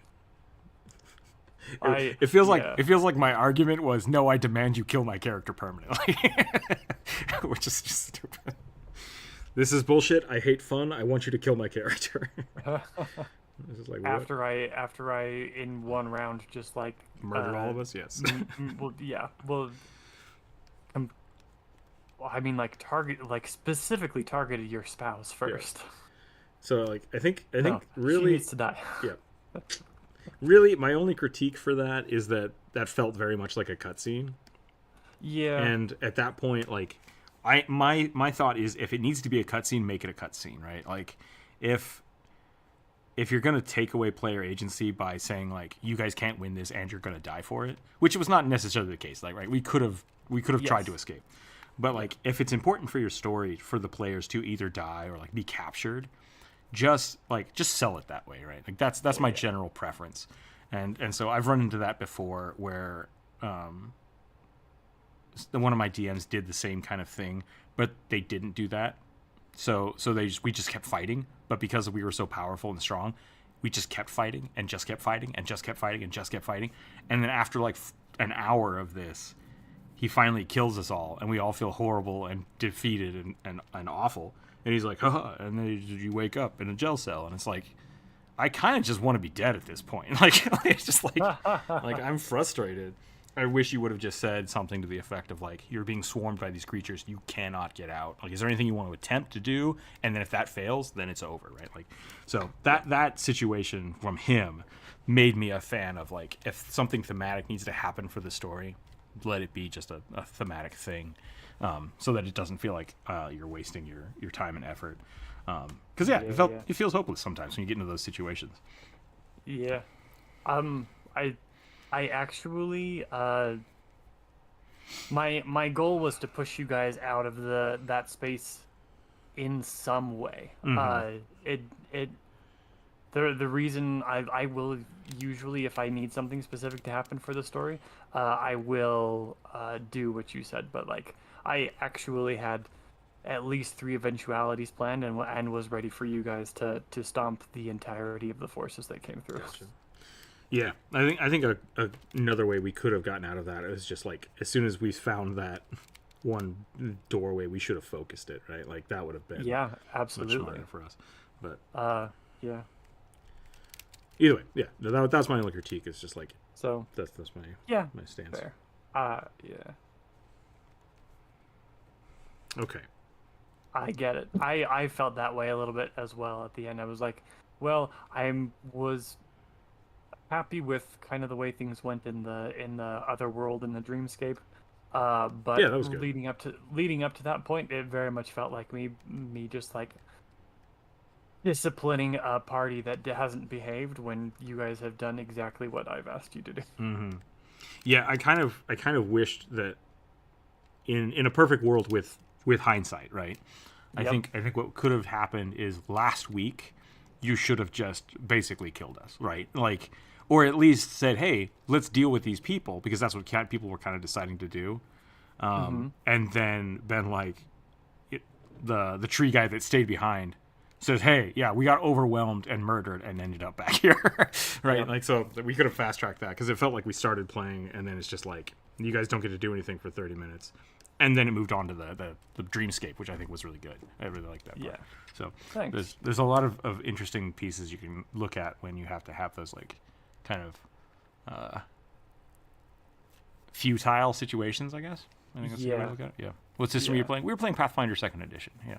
Yeah. So what I'm playing as the GM, and what I had basically set up is there was a hellish incursion. All of the tieflings in a community have basically been going missing, and their party, we've spent a couple of sessions having the party investigate, and during the course of the investigation, a barbed devil basically came into the space and tried to kidnap one of the tieflings that they were protecting, and that led to them finding a portal that led into a kind of Dark Souls-esque prison dangling above an abyss, and so they went into the abyss, tried to rescue all of the kidnapped tieflings. All of their minds were being held separately in a dream world, and so they went in and got the bodies and fought a bunch of demons. It was the barbed devil and the furies. Erinyes? Yeah, Erinyes. Those are cool. Yeah, and then they kind of hung around in there for a little bit because there was a whole bunch of lore and stuff for them to. We were rescuing people. Yeah, but that's part of the lore, and I was dribbling out information for stuff that may or may not become relevant later, depending on whether or not you guys decide to continue to interact with it. Anyway, yeah. So, long story short, we not Saturday, but the time we played before that, things kind of had to add abruptly because of time constraints, and I was not very flexible, which. With the storytelling, which led to this kind of situation that Rook's very much talking about, where we started where we had left off, and where we left off was me needing to push them out of this hell prison. Came back after 2 weeks and was like, all right, turn 1, you die. Turn 2, you die. It's just like, why are we here? What's going on? No, let me get to one chat real quick. I think people just want a unique system rather than reflavoring. Right, and I think that is the case. I think people, specifically for psychic stuff, they want more, but they don't need to reinvent the wheel, right? Like that's a problem. D5e specifically is pretty well balanced for its system, and so when you start adding things to it, it breaks. So very quickly. Reflavoring, and a lot of people don't want to. This is true for like a lot of people trying to make their own campaigns. They just feel like they have to come up with something completely unique, and they don't. Like there's so much that already exists. You can very easily come up with really cool, unique stuff while staying within the confines of things that have already been play tested and balanced. So I recently had a player that was playing an artificer and didn't want to write down their spells or those slots, so they just made up everything they had as it went along and continued to say that they had. Okay, it's cheating. It's totally like, maybe if it's okay with you, let it happen. I've had people like that with wizards and sorcerers, just like kind of fiddling with the system to make it a little more fun for them. And as long as it doesn't disrupt anything, I think that, you know, that's okay. But it has to be okay with everybody. If it is just straight up them cheating, then that's not always fun. Excuse me, who's playing who? There? Here? The insignificant amoeba or the one-wheeled phenomenon cosmic power? DM, eat the Snickers, dude.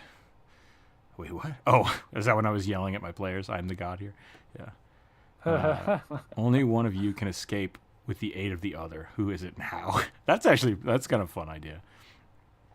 I was, the whole time when Jump Rope's character was getting just like decimated, I was like, I could jump in here and like prevent 7 damage. And then I was thinking about it and I was like, I think we're supposed to die here. Like, I don't want to draw this out any more than it has to. And then you hit her for like 70 damage. And I was like, 7 damage isn't going to matter.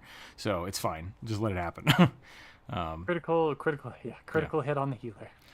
The benefit of psionics should be the traditional defensive magics don't protect from it. A Rakshasa is immune to 6th level or lower spells, but not to mind wumbo. I mean, yeah, there's already like illusory and not psionic, like psychic mind altering effects and stuff. So if you do want to add psychic damage as a thing, I think that's fine. But like throwing a fireball out needs to do fire damage, even if you're a pyrokineticist, right? Yeah, so most of the mechanics that exist for spells already are fine the way they are. You're basically just building a new spell spell list. You're trying to build a new spell list for things that can be psychic based. Yeah. I hate the idea that a pyrokineticist deals psychic damage with their fireball, honestly. Yeah. Your pyrokinesis is not you using your brain to burn somebody else's brain. It's you using your brain to control fire, which is going to do fire damage. Yep. Did you have something to add, Coris? I was just going to say, and that's kind of basically the conclusion that people like Jeremy Crawford have come up to. Yeah. Most quote-unquote psychic spells are already in the game. Mm-hmm. Yeah. They're just, if you want like a psychic spell, it's just cherry pick those spells out. And it's like, there you go. Unseen Servant, like you're saying, Phantasmal Force. Phantasmal Force is 100% just psychic. It's just a psychic spell. There's some other ones that like you fear people or you make them think they're on fire. It's like, those are all psychic attacks. 100%. If you want to build Professor Xavier dominate or what is command, control person, control person. Command Geos, like those are spells that already exist. I realize that people do want a new unique like mechanic for their psychics, but like if the magic already exists, then you're really just asking for more, which breaks the system. Which you've already said this. Yeah, I don't need to reiterate. I have a serial argument for artificers. You can't counterspell a gun. Correct. Yeah, I think that's true. But at the same time, like, you can't counterspell a bow. You can't counterspell a sword. Like guns are a whole other thing because it's just a ranged weapon at the end of the day. In older editions, they had some different mechanics, but that was complicated, so they removed them for 5e. Like that was their choice. So same in second edition. Second edition, same thing. Yeah, it's like no, it makes sense to just have it be a projectile because of the way things are. So the simplification is fine. The druid turns into a spider and crawls up a rogue sleeve. Yeah, I mean that's a good psychic attack. What system are you playing? We're playing second edition. Honest question. Pathfinder? Pathfinder second edition. Honest question. Does Pathfinder have a good system and mechanics for the players to help build a narrative? Or is it more focused on fighting and numbers go up? I would say yes, because the way second edition works now, Pathfinder 1 is a lot about numbers. It's a lot about Mathfinder. Second edition has a lot more character built into out-of-combat PvP. Yes. Like, they very much... They have... Skills are really important. Skills are really important, and not just for... out of PvP, because they have exploration time, they have downtime, and they have combat. You use your skills during exploration mode to kind of set things up, and then once you're in combat, there's a lot of classes that deal with, okay, make a knowledge check based on this creature, and then you get bonuses for it. So it's like it benefits you to try to make either a well-rounded character or a very specialized character that can do those things. So it's pretty fun. I really like it. Haven't played it yet. Yeah, it's good. It's fun. Any system can be good for narrative, and the system of the numbers going up itself is a great form of storytelling, specifically in the idea of going from nobody to hero. I agree with that, yeah. Some systems have specific mechanics for giving control others over the narrative to the GM or the players. Does Pathfinder have any? Okay, no, not specifically. I think you're thinking of things like Powered by the Apocalypse, where the narrative is specifically driven by the character's choices and roles. Pathfinder's not like that. Pathfinder is very game master driven story thing. Like you would for sure have like a module or a story set up to play Pathfinder. But like I said, there's a lot more of out of combat play, I think, in second edition than in first edition. I needed a more specific example of what you're saying. Yeah, burning. I think they're talking about like Powered by the Apocalypse or Vampire Masquerade, where you're like, I'm going to roll to see how well my coven is affecting the world, right? Like you kind of build the story as you play it. And maybe those aren't the right ones. I think the McElroys played one, and I can't remember what it's called. But I think it was Powered by the Apocalypse. It's the D6 systems. Yeah. Yeah. Also, bringing up how Fireball from different classes looks and operates is one of those wizards the same as from the Bard or Sorceress. Sometimes it's just a bolt down to semantics. Yeah, mechanically, that's the thing. Like, semantics are great for thematics, and like having something look different, I think, is totally fine. I usually let people describe like what does the fireball look like, right? But mechanically, it only does one thing. Otherwise, it's not a fireball. It's just something else. Firestorm. Yeah. Or firebolt. Mm-hmm. Meanwhile, scribe wizards exist. I don't need to be a psychic to throw psychic damage fireballs. Right. Yep. And that goes down to mechanics again, right? Like, if your character is sent down the direction of causing mental damage, then that's mechanically in the game already. Why change stuff? Yep. Like, you just have to figure it out. So semantics is just flavor. Maybe my wizard writes down all his spells on cards and throws them. Yeah, totally fine with that. I think Sam did a really good job being who's the guy that had the robot in Critical Role? Oh, Yeah, that was Sam. Harry. yeah, Oh, Terry Darrington. Terry Darrington. That was a great example of like the way he played Artificer. I thought was really unique. And then when I got Artificer, I was like, this is not right. like the way he described things was way more interesting than it actually is. So, I will say his Artificer was the playtest Artificer, not the one that got published. yeah. So there are probably some differences. And I think thematically the way he played it is the correct way to do it. Where it's just like your magic is your tinkering, but like I sit down and I build a watch and then I throw it at a goblin. It's like, great. Really, a lot of that needs to be like earlier in the day, I built a watch and now I'm casting lightning bolt. It's like, great. Like mechanics versus expectations, I think, can be completely separate like that, and that's totally fine. But it's in the book. It doesn't say you have to do that or how to do that. It's all semantic. Go ahead. Because like in the section for the Artificer, they talk about that. Like, think about like how does your magic look like? Do you mix some sort of acids together in a bottle and chuck it at something and that becomes your acid bolt? Yep, and I like that. I like that a lot. But unfortunately, it's mechanically not defined, and that I think leads to a lot of confusion and less flavor. Which I think we've talked to that a little bit about that sometimes. Yeah. But Kevin the Necromancer, when he played his Artificer, everything he built was little robots. He would just like build little tiny like mechanical spiders and birds and stuff and like throw them in combat, and then he'd use the spell and then it would break, and they're like, yeah, that's cool, totally fine. Like, You just have to be okay with that kind of stuff. City of Mist sounds like it would fall into that narrative base. Maybe there's another one like heroes and not heroes and villains. Bri, what was the old school? Mutants and Masterminds? Yeah, maybe that's what I'm thinking of. Brian's talked about one that sounds a lot like that, where you describe your, you build the world with the characters as you go. So like the DM doesn't actually build the world. Aberrant? It might be Aberrant. I think Aberrant might be the one you're talking about. Like you have to describe how your magic exists in the world if you're a wizard. It sounds like mage. Might be Mage. Mage sounds right. Mage sounds like what I was thinking about. Powered by the Apocalypse works on a 2d6 system where a weak success happens, 7 to 9. Granular plays for great falling forward style of play. Yeah. Blades in the Dark has a wonderful flashback mechanic, preventing overlapping and sometimes happening in simultaneous systems. Okay, I can see that. Mage the Awakening. Yeah, that might be the thing we were talking about.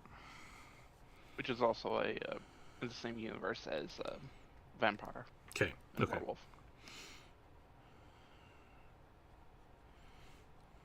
Then I think that is probably what I was thinking of.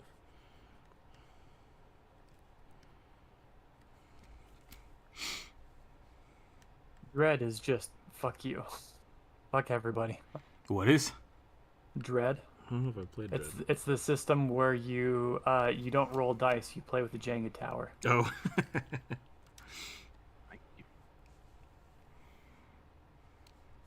Speaking of games and playtesting and everything, Daggerfall or whatever it's called, Morrowind? is out for playtest now? Did they make an Elder Scrolls tabletop? No, No. you're thinking It's it's the Critical Roles. Yeah. Oh, Daggerheart. Daggerheart. Yeah. Yeah. Daggerfall is an Elder Scrolls game. It's what they get for using the term dagger as a Mhm. compound word. I think the Elder Scrolls games goes Arena, Daggerfall, Morrowind, Yeah. Oblivion. Oblivion, Skyrim. Is that right? Yep. Yeah. I don't know. Then I have Skyrim only 2. played Skyrim. Arena was such a good game. Oh, there was also Shadow Key. But I don't remember Shadowkey. It was like an arcadey game.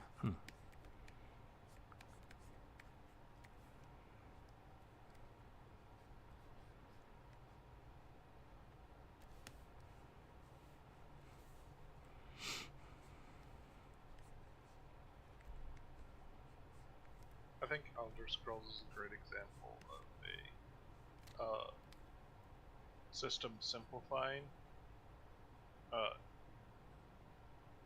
detracting from the world they had built on previous games. You think Shadow or explain. Yeah, so like they had built things like the way magic works and all of that. And then like with each subsequent game, by simplifying and using magic as an example, it simplified it so much to the point where it went from like the wizards or the mages college is a place where like you learn the theory of magic and like how to craft spells and weave the fabric of reality, to Skyrim where it's just a bunch of guys who learned some magic spells. Yeah.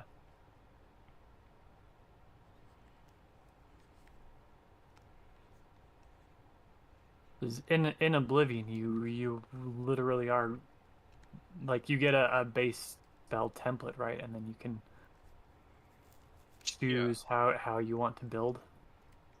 Both Oblivion and Morrowind, you can make your own spells. You could do that in Daggerfall too, and it broke the game quite easily. Yeah. But I'm not even saying it's necessarily like the wrong choice to simplify it, Mm-hmm. because again, you could easily break the game that way.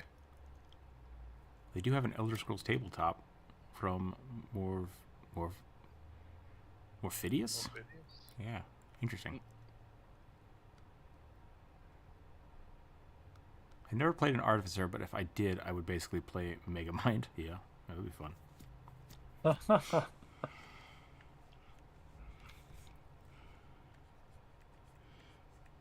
I think that there's Elder Scrolls tabletop games, considering the Elder Scrolls started out as the Bethesda's office, like their team's D&D game. That's funny.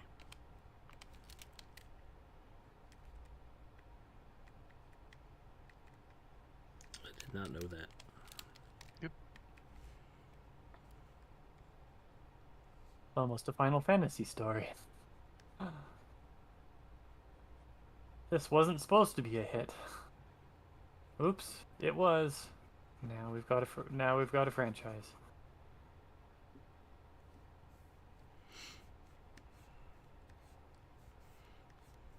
I do love an unexpected success.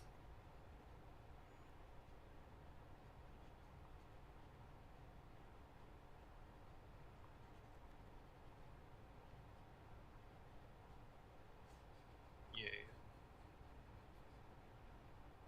Apparently Shadowkey was an exclusive for the Engage handheld game thing. You're just Made by Nokia. you're just making up words. What is Shadowkey? Like, what is that? It's a game. Is it an by arena the Elder game? Scrolls. Okay, gotcha.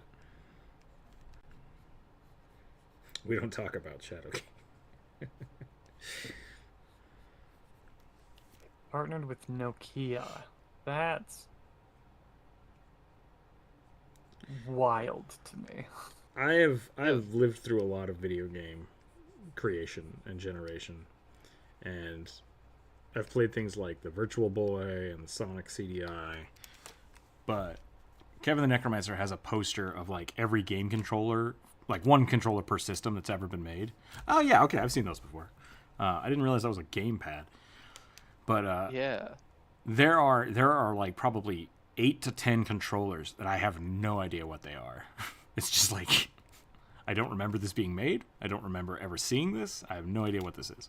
So yeah, there were a I lot. will say, it was only around for 3 years. Yeah, It was their attempt to lure people away from Game Boy Advance by including telephone functionality, because you could use it as a phone yeah, okay. as well, because it's made by Nokia.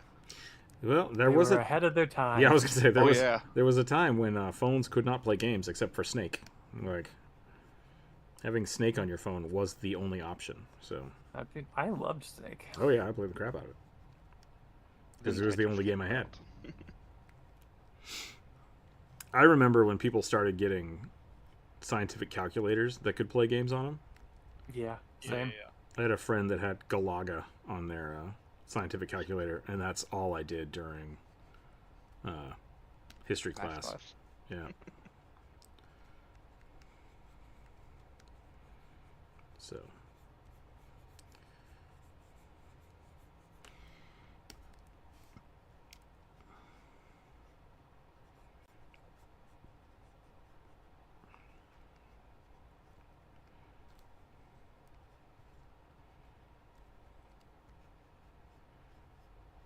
I remember scientific calculators. Once we got those in a math class, it stopped being no calculators allowed in for tests or like in there in general to here's your calculator, here's your pencil, here's the test, go. Mm-hmm.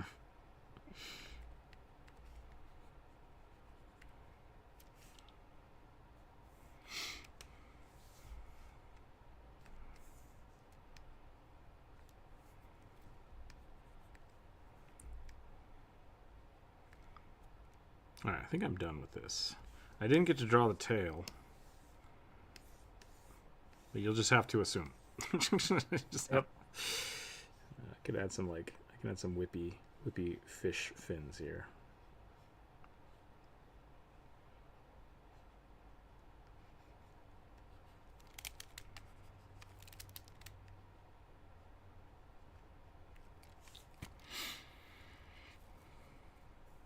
And you can pair it with a TV. Yeah, now phones have games that have maps as big as the first Dark Souls. Mm-hmm. Yep.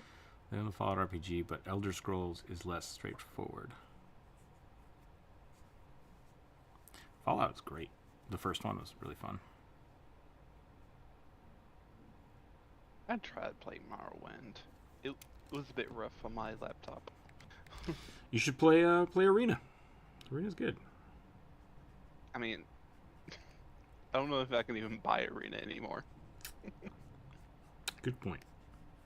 Arena. If you can't buy it, you can emulate it. Yeah, that's true. I had one of my first computers I had, which is technically like a word processor. You could adjust the clock speed on the processor because a lot of games were built without limitations on them. Or like without limiters. So if your computer got too good, it would run the game too fast. Yep. And so you had to break everything. Yeah, you had to limit your clock speed. And I always thought that was funny. Trying to play Doom at like 400 times speed. It's just like dead. And it's like, what happened? I don't know what's going on. You hit the restart button and the monster's just like you die. You're like, okay. This isn't playable. I can't play this. I gotta do something else. Curse you, 2 gigs of RAM.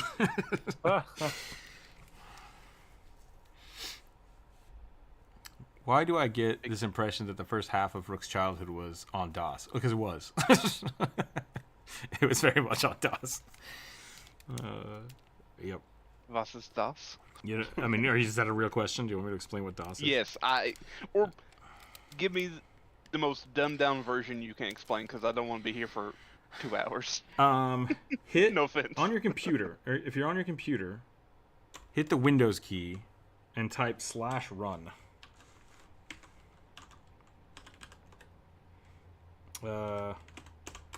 Then type /cmd. Did a little black window pop up? Yeah. This is how computers used to start up. And then you would have to because Windows is an operating system. So computers didn't used to have operating systems. You'd turn on the computer and it would go boop. And it would be your DOS. You're just like I can't remember what DOS stands for anymore. But Me neither.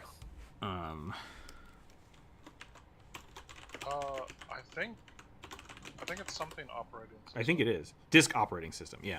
So basically, you would start up, and it would just be waiting for you to insert something. It's like, what do you want me to do? Yep. I don't know what's going on. So you can either look at your hard drive and then find and access a program on there and open it, or you'd have to insert a disk and then say read from disk, and it would run whatever you're doing.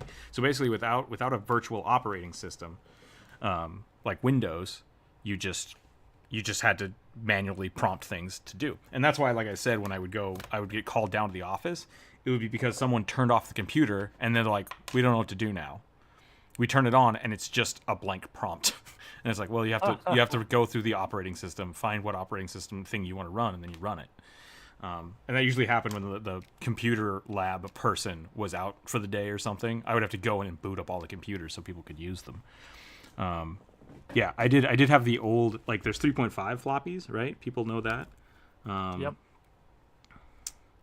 But before 3.5 floppies, there were the actual floppy disks. Big floppy sheets. Mm-hmm. The flat ones. They came in little paper packets. Yeah. I used to, that was what I learned how to use a computer on, because my uncle had those, and that was A and B floppies, yeah. Damn. Yep. So... Yep. Back when I think my state still requires it, maybe not anymore, but we had to do a portfolio in 4th grade. Which is the most ridiculous thing I've ever heard Right, of. yeah. 4th graders don't know what the hell's going on. Yep. But yeah, it's like, we want you to put together a writing portfolio. And so, at the time, even though USBs were becoming a thing, our school did not have any, computers that could use a USB. So we all had floppy disks. Mm-hmm. With, the newer floppy disk. The rigid floppy disk. That had our names written on them. Yep. My dad had a computer with BASIC before we got Windows 3.1. I remember getting Windows BASIC. that was awesome. I had to install Windows Basic on my computer. That was pretty cool. Back in my day. Back in my day. I remember going into a Best Buy and arguing with a guy because I wanted to buy a solid state drive. And he's like, those don't exist. I'm like, they do fucking exist. And he's like, nope. I'm like, listen, I was on your website. You sell them here. They're brand freaking new. They're 1 gig SSD drives, and I want one. And he's like, that's not real. And I'm like, and like, I almost fought this guy. I was so pissed off. My pen is not working anymore. I don't know what I did. Like, I can draw with gray, but I can't draw with blue anymore for some reason. It reads blue to me. All those strokes you just made. Oh, you guys can see those? Because I can't see them. I can, yeah. Retro. I might need to reboot. Hold on, I'm going to reboot. Aggie. Safe. Yep. Yeah, the first I had a word processor was my first computer that my uncle gave me. And a word processor was just basically a digital typewriter. Like, I remember trying to install Doom on it, and I didn't have enough hard drive space to run Doom. And Doom came on like 5 floppy disks, and it's like 3 megs at the most. Like, it's a tiny game. So the word processor was basically you could run things off of disks or like actual floppy disks, and or not. Those are your options. Like, it did not have it. It didn't have any hard RAM or hard drive space. And then when I got older, I started building my own computers. And I remember the day I got a 1 gigabyte hard drive, and I thought, "There's no way I'll ever fill this up. This is massive." Yeah. And now my computer has like 12 terabytes or something in it, and I'm always out of space because video editing is awful. It's intensive. Yeah. Okay, there's my Trident Emperor. Do I need some more, like... Yeah, now I can draw. Okay. More jewelry. Maybe a little more jewelry. But I think that's pretty good. I want to get like a shark teeth shoulder pad here. I maybe went a little bit too far with all of the tail spikes. That's fine.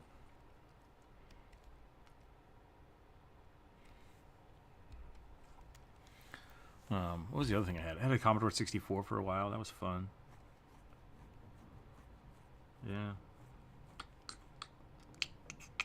I miss my Atari. I might have to try to find an Atari one of these days. The hard part is finding a way to play them, because a lot of the newer TVs just don't. They don't have ports for it. They don't have the ports for it, so you have to have a bypass, and a lot of the bypasses just don't work with all the TVs, so you have to like really figure it out. Yeah. Pain in the butt.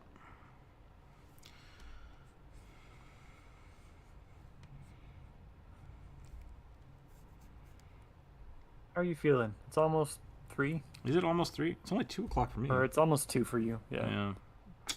I could probably do another one. How are you feeling? Okay. I'm doing good. I could do another one. Okay. Apparently I'm on my own. Oh, weird. It like jumped the layer. That's right. We can fix this.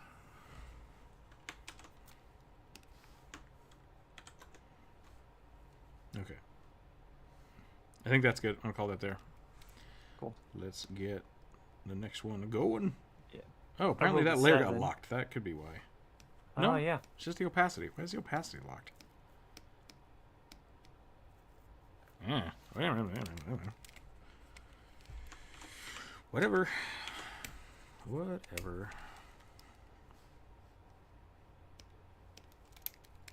I enjoy the attention to detail, Druid. Yeah. It's a good job. Oh, thanks. All right. Rolling some dice. Yeah. I rolled a 7.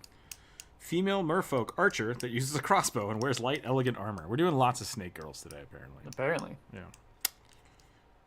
This time I'll do snake boobas. All right. Female merfolk archer uses crossbows. I rolled a 17. There is not a 17. I will roll a d12. If I can find a d12. There we go. 5. a troll that is missing an eye. He doesn't have a class because he's a monster. Cool. All right. An actual troll. Fair. I like it.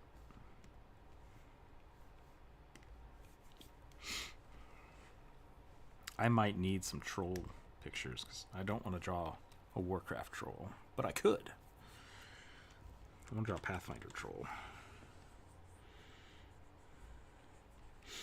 The trick to drawing Pathfinder trolls is to just draw a shape and then put teeth in it. Yeah, pretty much, yeah. The Wayne Reynolds method. Yep.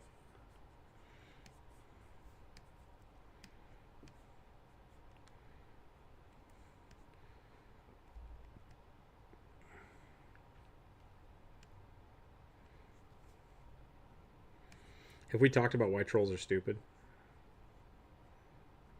In what Maybe. universe? Like the Pathfinder D&D universe. So if you get like a traumatic head injury, your brain heals, but you don't have your memories anymore, like Wolverine right. style. And so the reason all trolls are just like feral and stupid is because they just keep killing each other. So it's just a bunch of like giant murder toddlers forever. Perpetually concussed. Mm-hmm. That makes so much sense. Yep. Not to mention that, like, if you cut off a troll's arm and then run away, the arm will also regenerate into a troll. So now you have two stupid trolls. I was just born yesterday. I'm gonna eat your face. It's like, oh god. Is that actually how that works? I don't remember if I read that somewhere or I came up with it, but like, I'm happy with it. Like one way or the other, I've accepted it as my canon. I think it's like a Might have been a Reddit logical post. conclusion that you come to based on what little is written about troll regeneration. Or are you asking about like the arm regenerating thing? I'm in the armor generating. That is lore for like that is a thing, which is why trolls are so bad because like they can basically bud off new trolls. That is exactly how hydras are described at reproducing. Mm-hmm. Which Is it- the Ugh. terminology makes sense, but it's also extremely upsetting. Budding? Yep. Yeah. To describe an animal as reproducing via budding. I mean, starfish do it. Yeah, but they're invertebrates. Jellyfish? Also invertebrates. Also, according to you and Druid, barely animals. Both of those things. Fair. I was gonna say slugs, also invertebrates. Yep. It doesn't happen in quote-unquote higher life forms. Newts? Nope. No. They lay eggs. They can regrow limbs, but they don't like regenerate.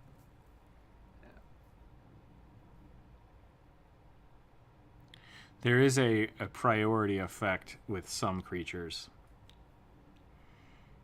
I'm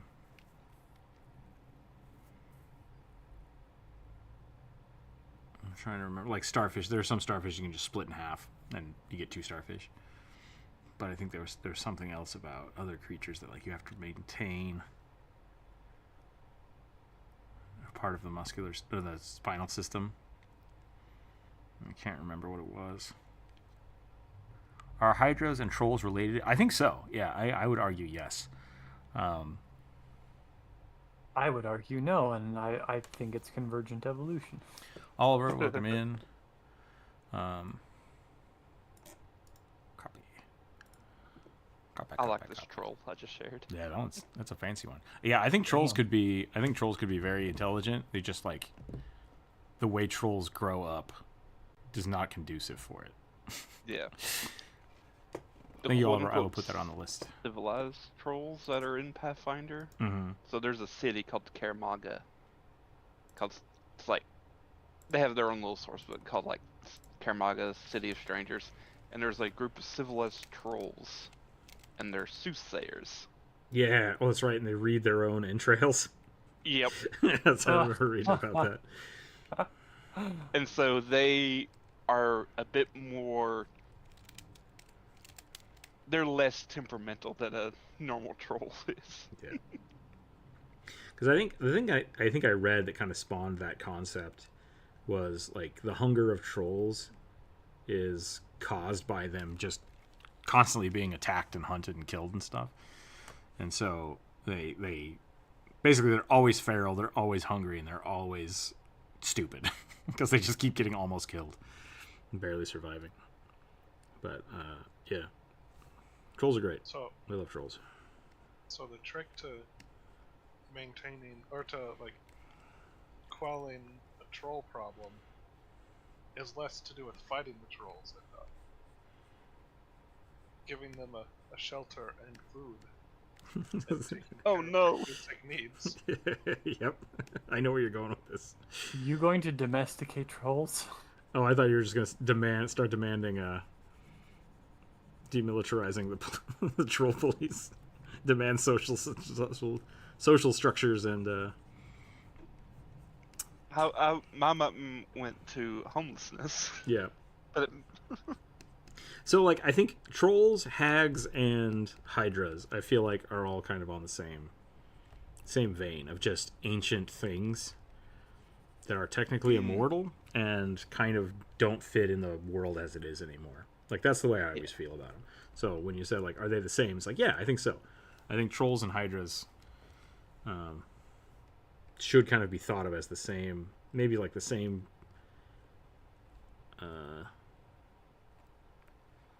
same vein because they're in the same evolutionary path, like dinosaurs being related to each other because they lived at the same time, right? That's kind of where my mind's at. I would also say, like, even though hags are generally thought of as fae, there are days where I was like, I'm okay with them not being fae, like how there are in Pathfinder 2e. They're not like considered like true fae anymore. They're kind of just they're in their own camp of hagdom. Yeah, I like looking at hags as more either fae or trolls, and trolls being kind of fae in nature. I can see that too, but I like trolls being kind of like earth, like material plane elementals. It's just like I exist, I eat, consume things. Are the So creatures? you think of them as being a lot like dragons? Yeah. I think dragons and trolls and hydras are all kind of like primordial creatures, grown from primordial chaos. Exactly. Yeah. According to Reddit, a troll won't regenerate from a disconnected piece. It would need a heart to grow, but the brain is not important. So I now ask, if you regrow the entire new head, does it get a new personality or have to relearn everything? That's kind of what I'm talking about. Yeah. So the argument there would be that if you lopped off the head of a troll, it would grow a new head, not a new body. I think that's fine. You could make that argument. But no, I would think it would just be just a feral troll, 100%. I would say no personality would be kept. It's also kind of like how D&D started like looking at trolls in 5th edition, how like in the same kind of similar vein of dragons, where like where they live is like how they change because they just kind of consume everything around them. Consume and adapt. And so it's like, yeah. Yeah, I like that. I like that concept. I like the idea that dragons affect their surroundings, whereas trolls kind of adapt to them. I think that's a good way to look at it. And the funny thing about trolls is basically the only way you would kill a troll before wizards showed up was by eating it. Hopefully. Yeah.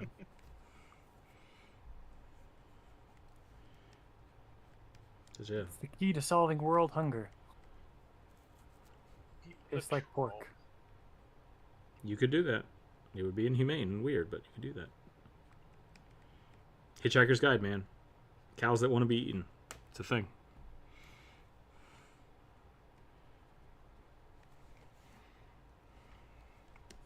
Did anyone else play an old D&D game where you could recruit a troll? It was Ravenloft. It was the sequel to Ravenloft.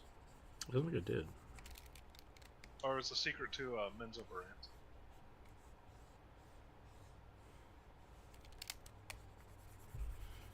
It was called Ravenloft. Gotcha. Yeah, you could recruit a troll.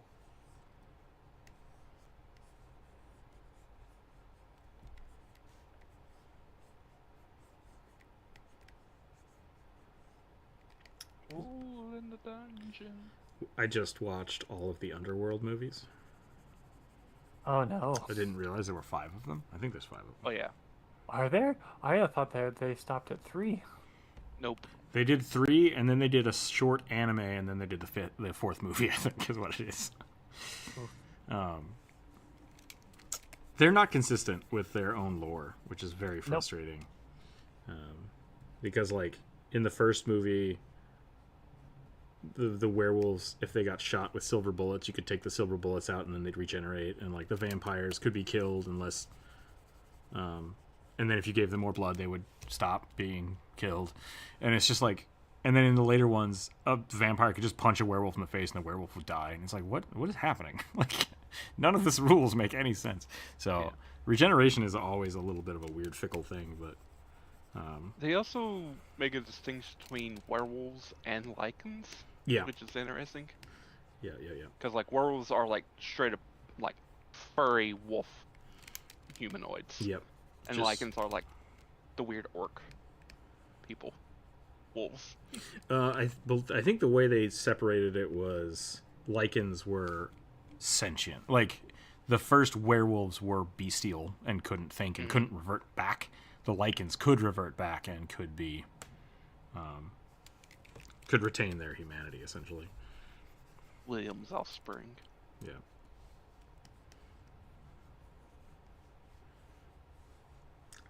The sons of Corvinus. Weird movies. Very weird movies. I had a They friend get in high progressively school. worse. Yeah. I had a friend who in high school who was very, or wasn't yeah, Could you who be was sharing very this? into them. Into the when the first one came out, he was very, very into it. And I was knew- like, well, that's just because all the people are hot. Oh, yeah. Yeah, people wanted to be vampires very badly. It had Michael Sheen in it. I think that's his name. Mm-hmm. Yep. And then Twilight came out, and people were like, "Oh, vampires aren't cool anymore." We've done it. We've made vampires not cool. That lady ruined it. Mormons. Mm-hmm. Hey, it wasn't. It's not bad specifically because she's Mormon. It's bad because she's a terrible writer. Yeah. The first 2 and the one in the past were good. Yeah. They were, because they were still using mostly practical effects, which was really cool, and like they did a really good job of actually like of doing the comping and stuff. And then the last ones just felt more like reactions to Resident Evil, the movie Resident Evil. And they're like, we gotta make it more badass and weird. And it's like, all right, I guess. And let's have their child be this god child. I mean, they killed the main character off in between the movies, which is never a good thing.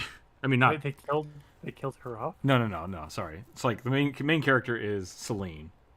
And then in the first movie, it's... she's trying to, like, save the werewolf guy. Yep. Yeah. And then Michael, yeah. And the next movie is Back in Time, which is great. I liked it. And then in the third one, they're like, oh, and by the way, Michael died. And it's like, okay, like you couldn't even recast him or anything. You just got rid of him. And now that set the tone for the lazy writing that continued on from that point. So. Okay. So they killed the guy, not Celine. Yeah. Gotcha. And like, I vaguely remember her like being cryogenically frozen at one point. That's the last movie. Yeah. And that movie was just bad. Just bad in general. Is that the last movie? No, that was the second to last movie. That was bad. So that was the third one. And then the fourth one was just... I mean, it was an okay shoot 'em up, but like... it didn't matter that anybody was a vampire at that point or werewolf. It was just weird. Zombie apocalypse Yeah. style. Yeah, because in that movie with the freezing thing, they're like, humanity knows about werewolves and vampires, and it's awful. And it's like, oh, cool, maybe they're gonna like, team up against the people. They're gonna have to deal with this new stuff, and they're like, nah, it's not really important. And then the next one, they're just like, it's fine. People don't care. It's like, okay. Like, I mean, the interesting things maybe more realistic. maybe, yeah, maybe, but like the interesting things that were in that universe, they just gloss over and like, yeah, they're just. I think I read one of the reviews and it was like vapid, and I was like, yeah, that's a good word. That's a good word to describe these. Just completely like contentless. Yeah. Yeah, I remember liking like the first two and the prequel. Like my dad and I watched the first 2 or 3. Like, so like they were good. They were fun to watch. They were stupid movies, but like they were enjoyable. Couldn't see anything in them. Yeah, they were a weird kind of like fantasy action movie, which was not very common at the time. Yeah. And it was like right off the Matrix, and so it's got that like, they're like, what if we just color code the entire movie dark green? And it's like, yeah, sure, why not? Like, let's do it. And there's like a blue filter whenever it's daytime. The funniest thing about, I think about the movies that is really subtle to pick up, they almost never ever show you what's going on during the day. Like, they'll be like, oh, the sun's coming up. What are we gonna do? And then the sun goes down. And it's just like, wait. What happened in that 12 hours? Like, what's going on? And they're just like, nope, we're skipping that part. It's nighttime again. It's like, all right. Yep. I think the only time they ever show anything like during the day is in the sequel movie. Mm-hmm. And like Michael freaks out because he starts eating like a really rare steak. And kind of gets sick from it. And like everyone's losing their shit because this guy's choking. It's just like, maybe someone should help that guy. No, we better shoot him. It's like he's just choking on steak. What the hell? Your boiled potatoes got him the wrong way. Just like it may have been it actually. Nothing. It was potatoes. You're right. If somebody gets sick at a restaurant, is your first instinct really to pull out a gun and shoot him? Honestly, I think what was happening is he was eating the steak and potatoes and it started choke like for some reason because he was a werewolf now. And and then like in the middle of this kind of weird restaurant, there's a cop. It might have been a diner, which would make more sense. And then it's just like his face comes up on like, this guy's a fugitive for killing a dude. And the cop's like, oh no, don't move. And he's just like choking. It's like, it's like this whole situation is just weird. Yeah. But did have one of the coolest vampire designs because the dude had wings. And vampires. Yeah, like that was. Cool. I remember when that came out. It was just like, holy shit, that's awesome. Like, what would a werewolf vampire look like? Like somebody that was a vampire but transformed like a werewolf. That was pretty neat. Although that character made no sense and like was completely pointless. And once again, could regenerate from anything. And it's just like at one point why you don't mix the blood. Like there's a bunch of dumb stuff. And like one of the werewolves gets his fingers cut off and like, oh, he can't regenerate that, but he can regenerate like his head getting split in half. Like there's a bunch of stupid shit in those movies. It's just like, guys, be consistent. Please be consistent. That's all I ask. Just a little internal consistency. Yep. Yeah, because if I remember correctly, like the vampire that had like was a more bestial vampire. He was like one of the 3 elders. Yeah, he was 4 elders. He was one of the original guys that like. He was one of the. I think he was the first vampire, if I remember right. Yeah, because his brother's the first werewolf. Mm-hmm. Yeah. And they all look like Michael Sheen. It's because they're not. They're all just dirty and hairy. Like, it's like Michael Sheen doesn't look like Michael Sheen doesn't look like Michael Sheen in the first movie because he's just got like okay, we got a guy, and then we'll just give him like super furry hair because he's a vampire and a leather jacket. Done. Yep. and a beard. And no shirt, just And no shirt. long leather jacket. Yep, long leather jacket and a beard. Oh, and he has a sword arm for some reason. It's like, he's a werewolf. Why the fuck would he have a sword arm? That doesn't make any sense. He had it installed. Yeah, but if he transforms... if he can regenerate, then body modification becomes such a thing he can do. Man, that's just nothing makes sense in that movie. Weirdly enough, the sword arm made me thought of an anime when I first saw it. Oh yeah, There's an anime called Trendy Blood. Oh really? Where vampires have blade arms. I was thinking of like Ed from Full Metal Alchemist. Oh no! Sword arm. I think it was just the context of like vampires and everything, and Trendy Blood's about vampires. And some of them have like weird stone-looking blades that they can stick out of their arms. Creepy. Yep. It's to me flack for being quote-unquote a rip-off of Vampire Hunter D and everything, but it's like all anime does that. Yeah.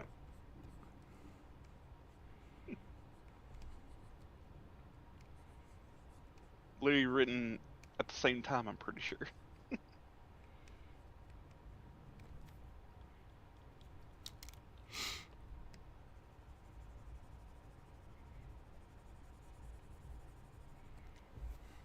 What time is it here? Only 2:18. I might do another one. Kind of want to see Go if I for it. can make this guy look a little bit better, with a little bit more shading or something. Yeah, take your time. This is my second attempt at this. Actually enjoying this one, so. Marcus but it was did put me 20 minutes behind. Marcus was the demon after drinking lichen blood. Yeah. Yeah, that movie just there was so much stuff. That was also an annoying thing, because like there were so many characters whose like names started with M. It's like, you don't have to do a George or Martin. Please just stop. You could try to make it clear for your audience. Yeah. No, you're not gonna. Okay, well, fine. It was really funny watching Bill. I don't know how to say his last name. Nighy. Yeah. I I think it's like a Welsh name. NGYE, whatever. Every time I saw him talk as a vampire, I just kept seeing him as Davy Jones. And I was like, yes. I love him as a character, like as an actor. He's making his character so good. He has such a. I love his like Davy Jones voice because it's like Ah! it's vaguely the Scottish, but it's also just like off the wall in another direction. It always reminds me of oh no, who played oh crap, Muppet Treasure Island, Long John Silver. Jim Curry. Tim Curry, yeah. Tim Curry. Yeah. I always like they both speak kind of in the same cadence and sound, but Tim Curry goes nah, whereas as the other he goes kind of down, just, nah. And like it's so funny because I can like transition between those two characters in my head. I love it, which could be because they were both playing pirates, but like every word is uttered with spit. Yeah.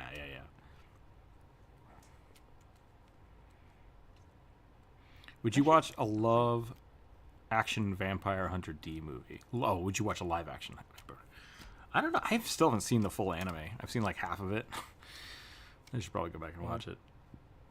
I don't think I would. Was there actually an anime for it? It was the movie. The movie. Movies. The animated movie. Yeah. I've only ever seen like half of one of those. I know a lot of people really liked Vampire Hunter D. I did my usual thing, which is give an anime 2 to 4 episodes to see if I like it. I think I managed 3 episodes of that and then was like, I don't think this one's for me. I feel like you would like the books. I was raised super Catholic, and you're just supposed to hate vampires. So You know, is what it is. I was not a vampire kid.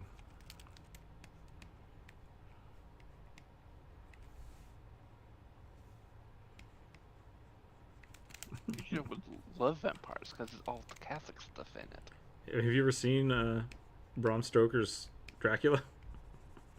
The 1999 one, or whatever 1990s one. The guy's essentially just like, "Fuck you, God," and God's like, "Oh yeah, vampire." It's like, no, like that. That's essentially. Then proceeds to stab a cross, and blood just drain out of it. It's so weird.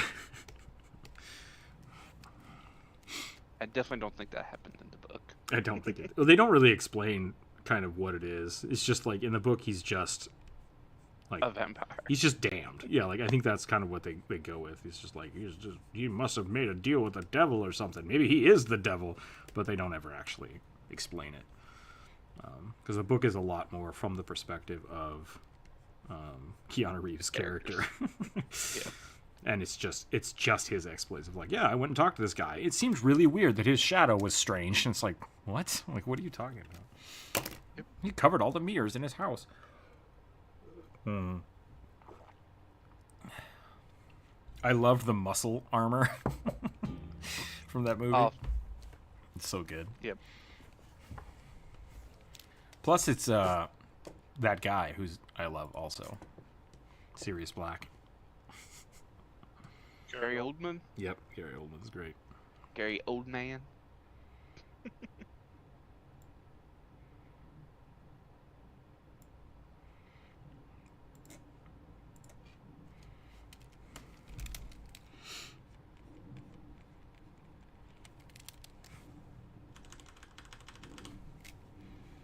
Do do do do do do do do do do do do do. Emerald City Comic Con. Are we gonna see you this weekend? No, no, you're not.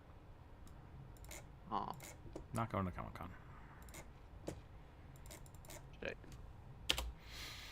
I mean, if you want to go to Comic Con, you can. There ain't one happening near me. Well, no, I was saying like here in Seattle. You guys are welcome to piggyback off of my house.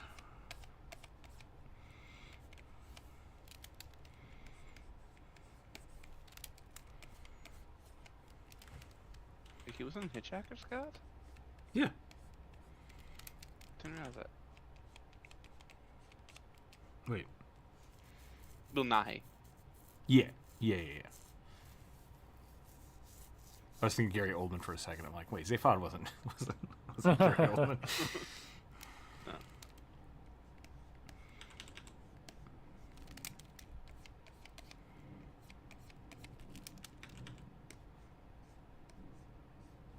He was shoot. Oh man, I can't remember his name. He made all of the fjords.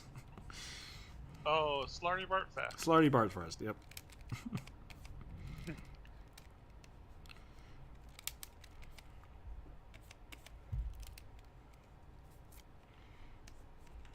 He's done a fair few comedy roles now. Yeah. Looking at it. He's super cool. Like he was in Shaun the Dead and Hot Mhm. Fuzz.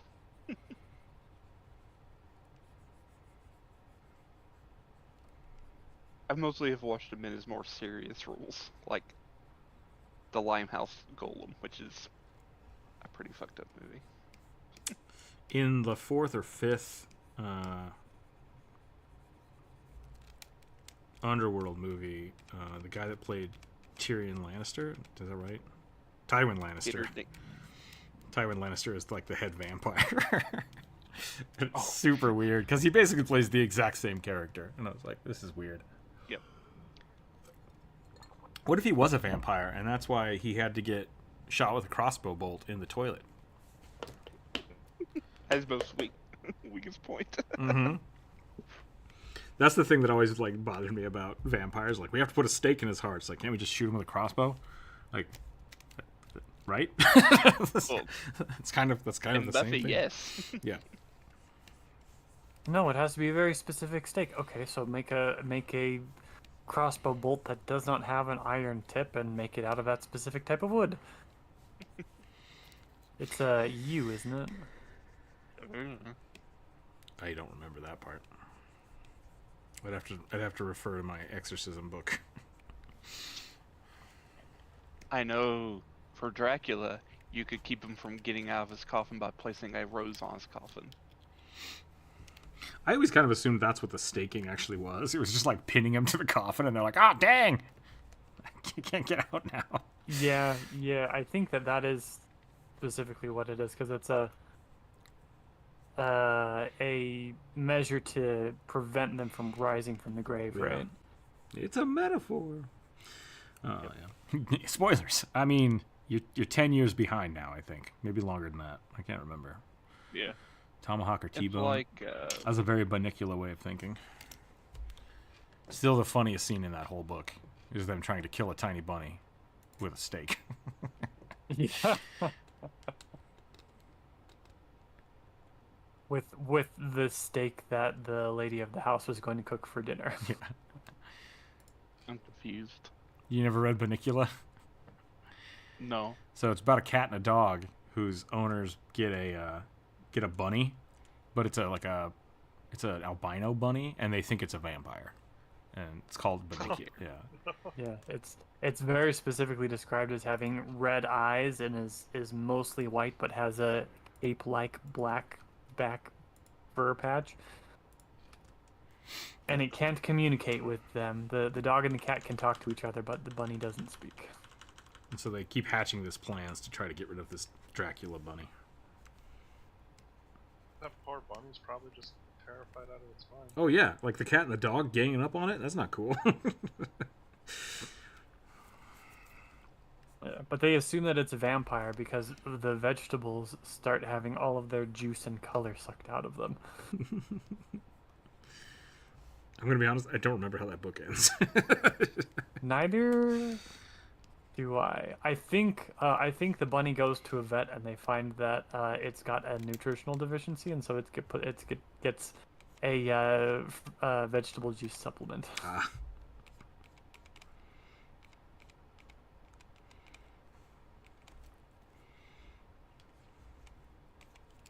That seems right.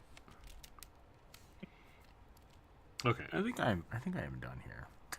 I'm gonna do one more. It's probably gonna be goofy. What are we doing? 2. A grizzled hobgoblin warrior who wears a cloak made of a young kraken. Okay, I don't know how I'm gonna make that weird. I don't think you'd want to have a squid kraken cloak. That sounds Me neither. awful. The cloak of the manta ray is Yeah. squishy enough. It allows you to grapple or climb. A series there was more than one book they face other horror creatures. Oh, really? I didn't know that. That's funny. Yeah, there were a couple. I think there was one, like the celery stalks at midnight or something. Yeah. Okay, that sounds familiar. where Bunnicula, I guess, bites a celery that's growing in the garden, and then it comes to life or something. It gets like Frankenstein. I'm not 100% sure. They're very weird, like comedic kids books. Oh, Idaho and Utah. Those were not exclusive to our religious upbringings. I mean, Corvus didn't get it, so. I remember reading Willy Wonka in elementary school, and my teacher not realizing that like the boat scene existed. And she was like, "Oh my, maybe I shouldn't be reading this." We're like, "Read it," and that just made us all want to listen to it anyways.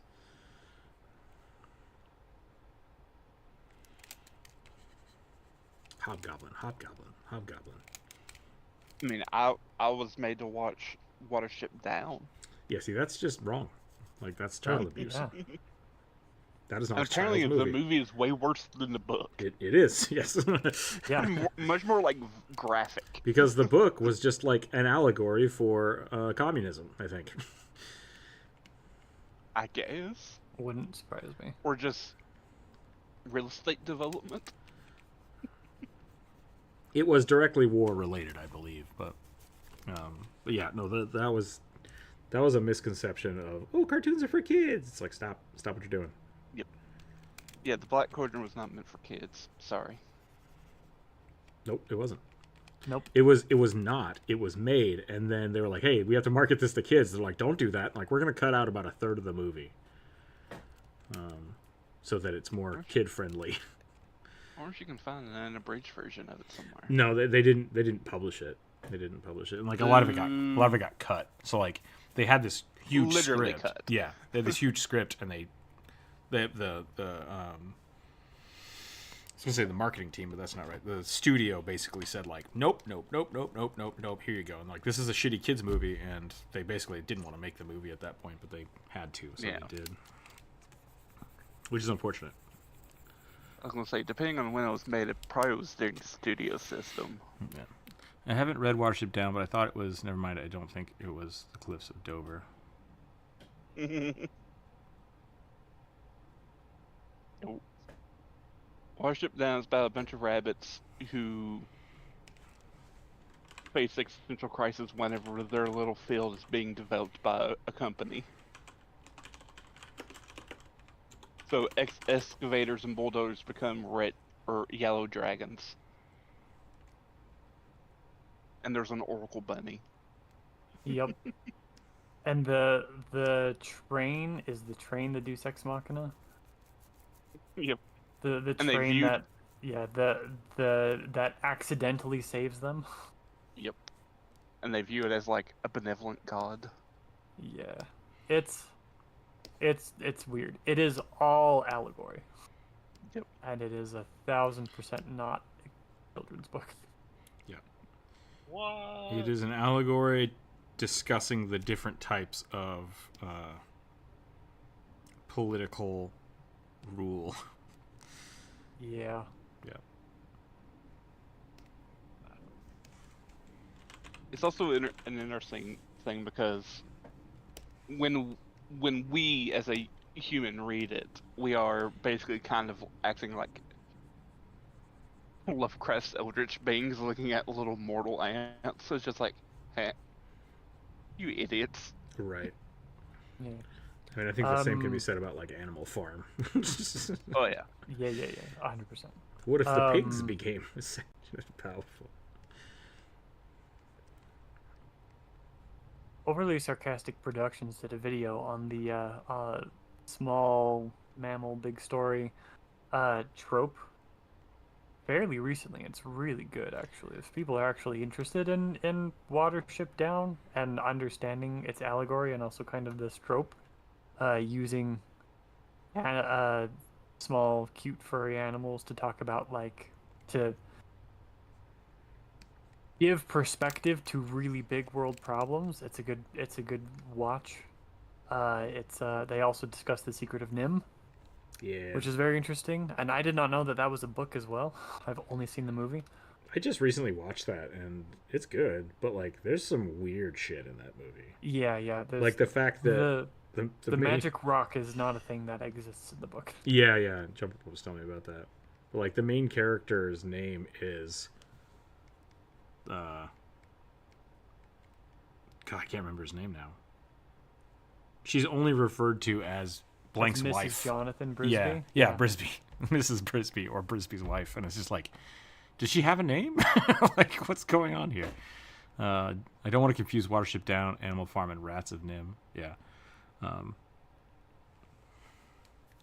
They're all their own thing. But no. Yeah, there's a whole lot of weird shit in that movie that just doesn't make sense and doesn't follow the book, because once again they tried to turn it into something that was digestible. But like, the same can be said about like the Lord of the Rings animated series. Like a big part of it is like the hand animation really had to be truncated and Yeah. reined in because of its production cost and time. And so like a lot of the Lord of the Rings cartoons, which it's not so far from the book, but a lot of the movie just feels like the dwarves went somewhere, fucked up, and then Gandalf saved them. And then Gandalf left, and they went somewhere and fucked up, and Gandalf saved them. It's just like, that's a very simplified version of the book. Yep. Yep.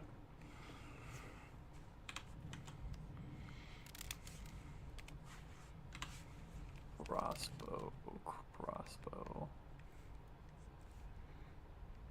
Oh, just hearing crossbow reminded me of the earlier discussion with the stake. You honestly don't even need to remove the tip, because it's still gonna pierce.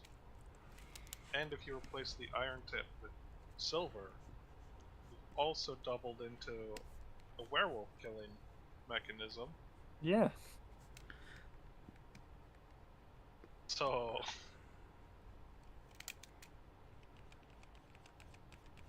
What did I see? I think it was a short. It was discussing a grave that had been found. That it was very clear that the small community had Staked the guy. they'd been afraid of people rising from the dead because the corpse had been staked down to the bottom of the coffin, and wasn't there like it was a repurposed scythe or something that was put over across the neck so that if the corpse tried to rise, it would decapitate itself. Yeah. I just remember like when they found it, they were like, put it back, don't touch it. Like stop whatever you're doing. Leave it alone. Don't piss it off. we're not taking the risk. Yeah.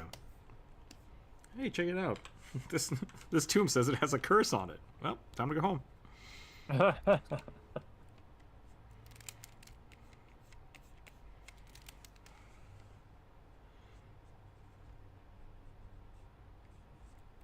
Unless you're Bry. In which case, I guess you keep going. Gotta compound the curses, right? Maybe if you get enough of them, they'll start counteracting each other. Maybe. Or maybe they'll start to synergize and give you benefits. Ooh, true. Hello? Hello? Did you go away? Okay. Yeah, internet just died. I thought Druid's internet died because Druid just stopped mid-sentence and was fine. Funny. It's like, uh-oh, Druid died on us. It was me. Well, to be fair, that has happened to me before, so... Yep. I am sorry that it happened to you. It's fine. Welcome back. Thank you. Literally the last thing I heard you say, overly sarcastic silence. Yeah. Okay. Overly Sarcastic Productions has a video about about little cute rabbits on a big existential journey. Yep. And they cover Watership Down and Secret of Nim or Rats of Nim and a couple Dark of other World things. or Dark Yeah. Portal, Yeah. They also which I want to read. the adventurers or the rescuers. Yeah. Yeah. Which was always one of my favorite Disney movies. It's not a Disney movie. Is it? Yeah, It is. not a Don Bluth. Fievel It's Goes not? West is a Don Bluth movie. Yes. That's right, Fievel because Goes yeah, West. both of those movies were like confused in my brain, but they're Understandably this so. is Rescuers, The Rescuers Down Under, and then Fievel Goes West. Well, An American Tale, and then Fievel Goes West. Yeah. Those were my kid movies. And then when he moves to San Francisco. Oh, I never saw that one. Oh, me neither. Wait, Yeah, not just San Francisco in one? I know there's the third one where they find a tribe of native mice in the sewers of New York. Was it New York? I thought it was San Francisco. No, he went back to New York. Ah, okay. At least I'm pretty sure he went back to New York. Bifo. I hope he went back to New York. I think New York probably dealt with Yiddish people in a way that was much more copacetic than the Western United States in that time period. Yeah, it just depends on the time period, I was going to say.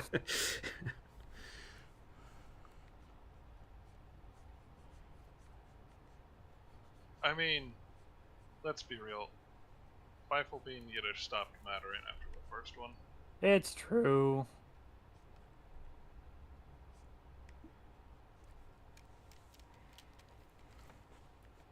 It's still an important fact to me.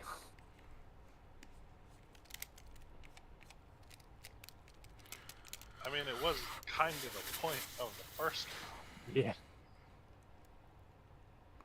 Overly sarcastic silence gets my friend Glenn in trouble all the time. Yes. You were correct. It's called, like, Treasure of Manhattan Island. Interesting. That's Yeah. the third one. It's terrible.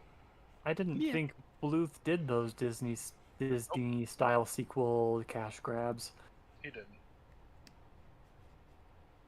So did somebody else buy the rights to it to do it? Yeah. The company that he had produced them under, which I think was Fox, Okay, just made the sequels. gotcha. Yeah, the current owner is Universal Studios. Okay. It may have been DreamWorks. Because Blue jumped around a lot Yeah, after yeah. Disney. So it basically got the same treatment as Land Before Time. Yeah. That's what I was Yep. thinking of. I was like, oh.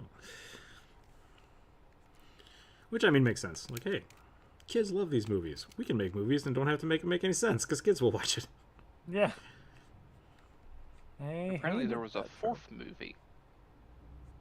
It was a direct-to-video prequel, apparently. Ugh, direct to video. Hi. And a series. And video games.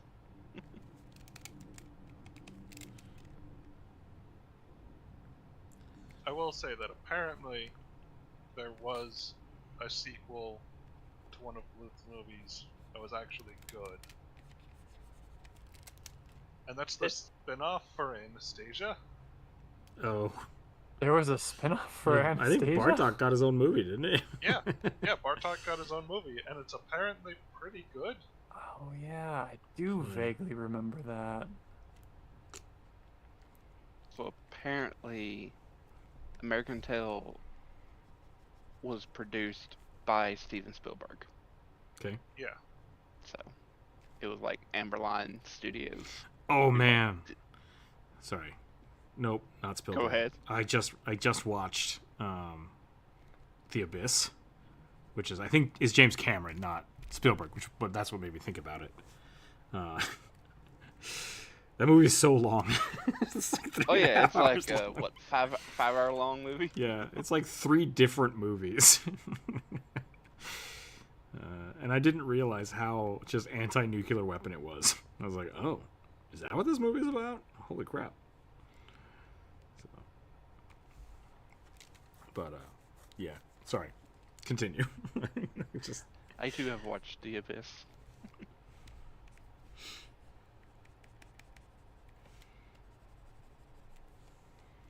I think the next movie in our gotta watch is The Mist. So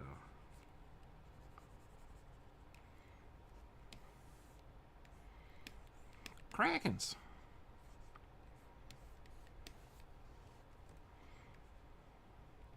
It was you all along, you devil people. Is that the crazy lady? Yes. Or your version of the crazy lady. Oh yeah, she hates tieflings.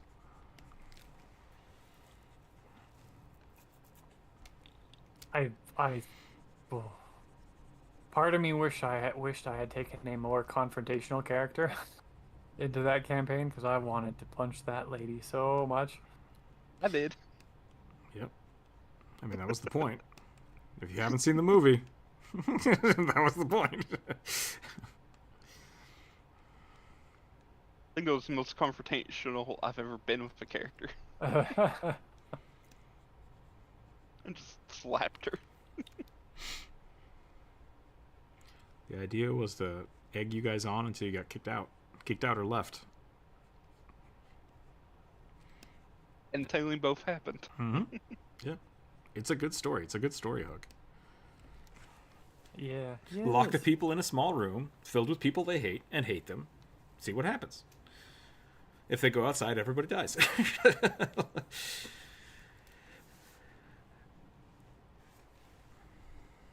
Mainly just the people inside. They die last.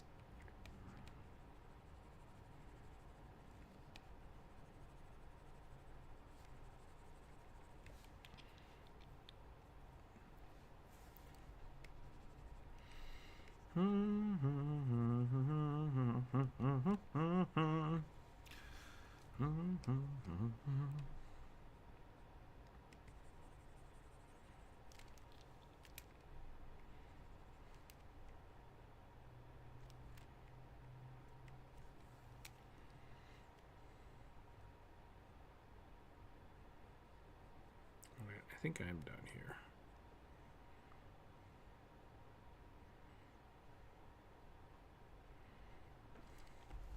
I wanted to start working on my game again, but I'm not sure if that's where my priority should lie right now. So I'm trying to figure out what to do this week. I have a whole bunch of projects about to start, but I don't have any right now to work on. So I need to either talk to one of my friends about his game or just start developing my own, I think. I have the next way you should play set up, and I have one that I want to do. So those are other projects I can work on. But I don't know. We'll find out. We'll find out. We'll do more stuff next week, I think. We'll be back on Friday. I think I'm about done here, so we'll probably call it for the day. See if there's anyone worth raiding around. Is there anyone on Twitch? Maybe I'll bump everybody over to Twitch. I don't know how the YouTube people will like that, but... Is that a thing you can do? I mean, I can just put a link up and have people go. Because if there's no one on YouTube, I hate to just leave it. But it could also be like, there's only a couple people here. So, it's not like... it's a big boon to send them over somewhere. I think the people I'm following are here are probably also following the people I would follow, so... Who knows? Who knows? I'll take a quick look-see and see if anyone's around.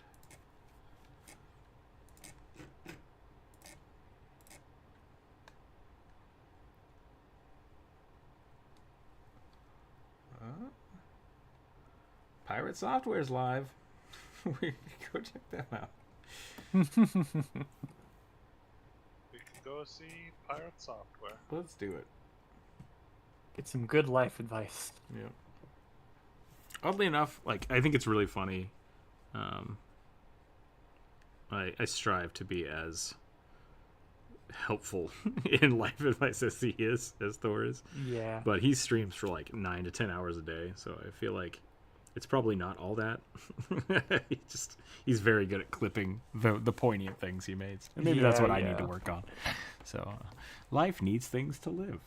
So we'll go from there. Some days. Void Brush. I think we've seen Void Brush before. Alright, I think I'm going to call it here.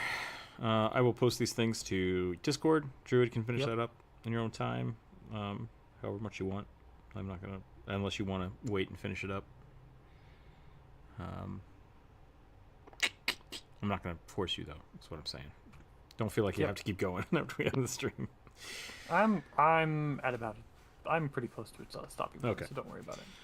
Thanks again, everybody, for the great suggestions. Thanks for all the fun times today. We'll be back on Friday, and tomorrow I might stream a little bit just to work on some random stuff. So until then, stay happy, stay healthy, keep your dice on the table, go thumbs up a video, and we'll catch you next time.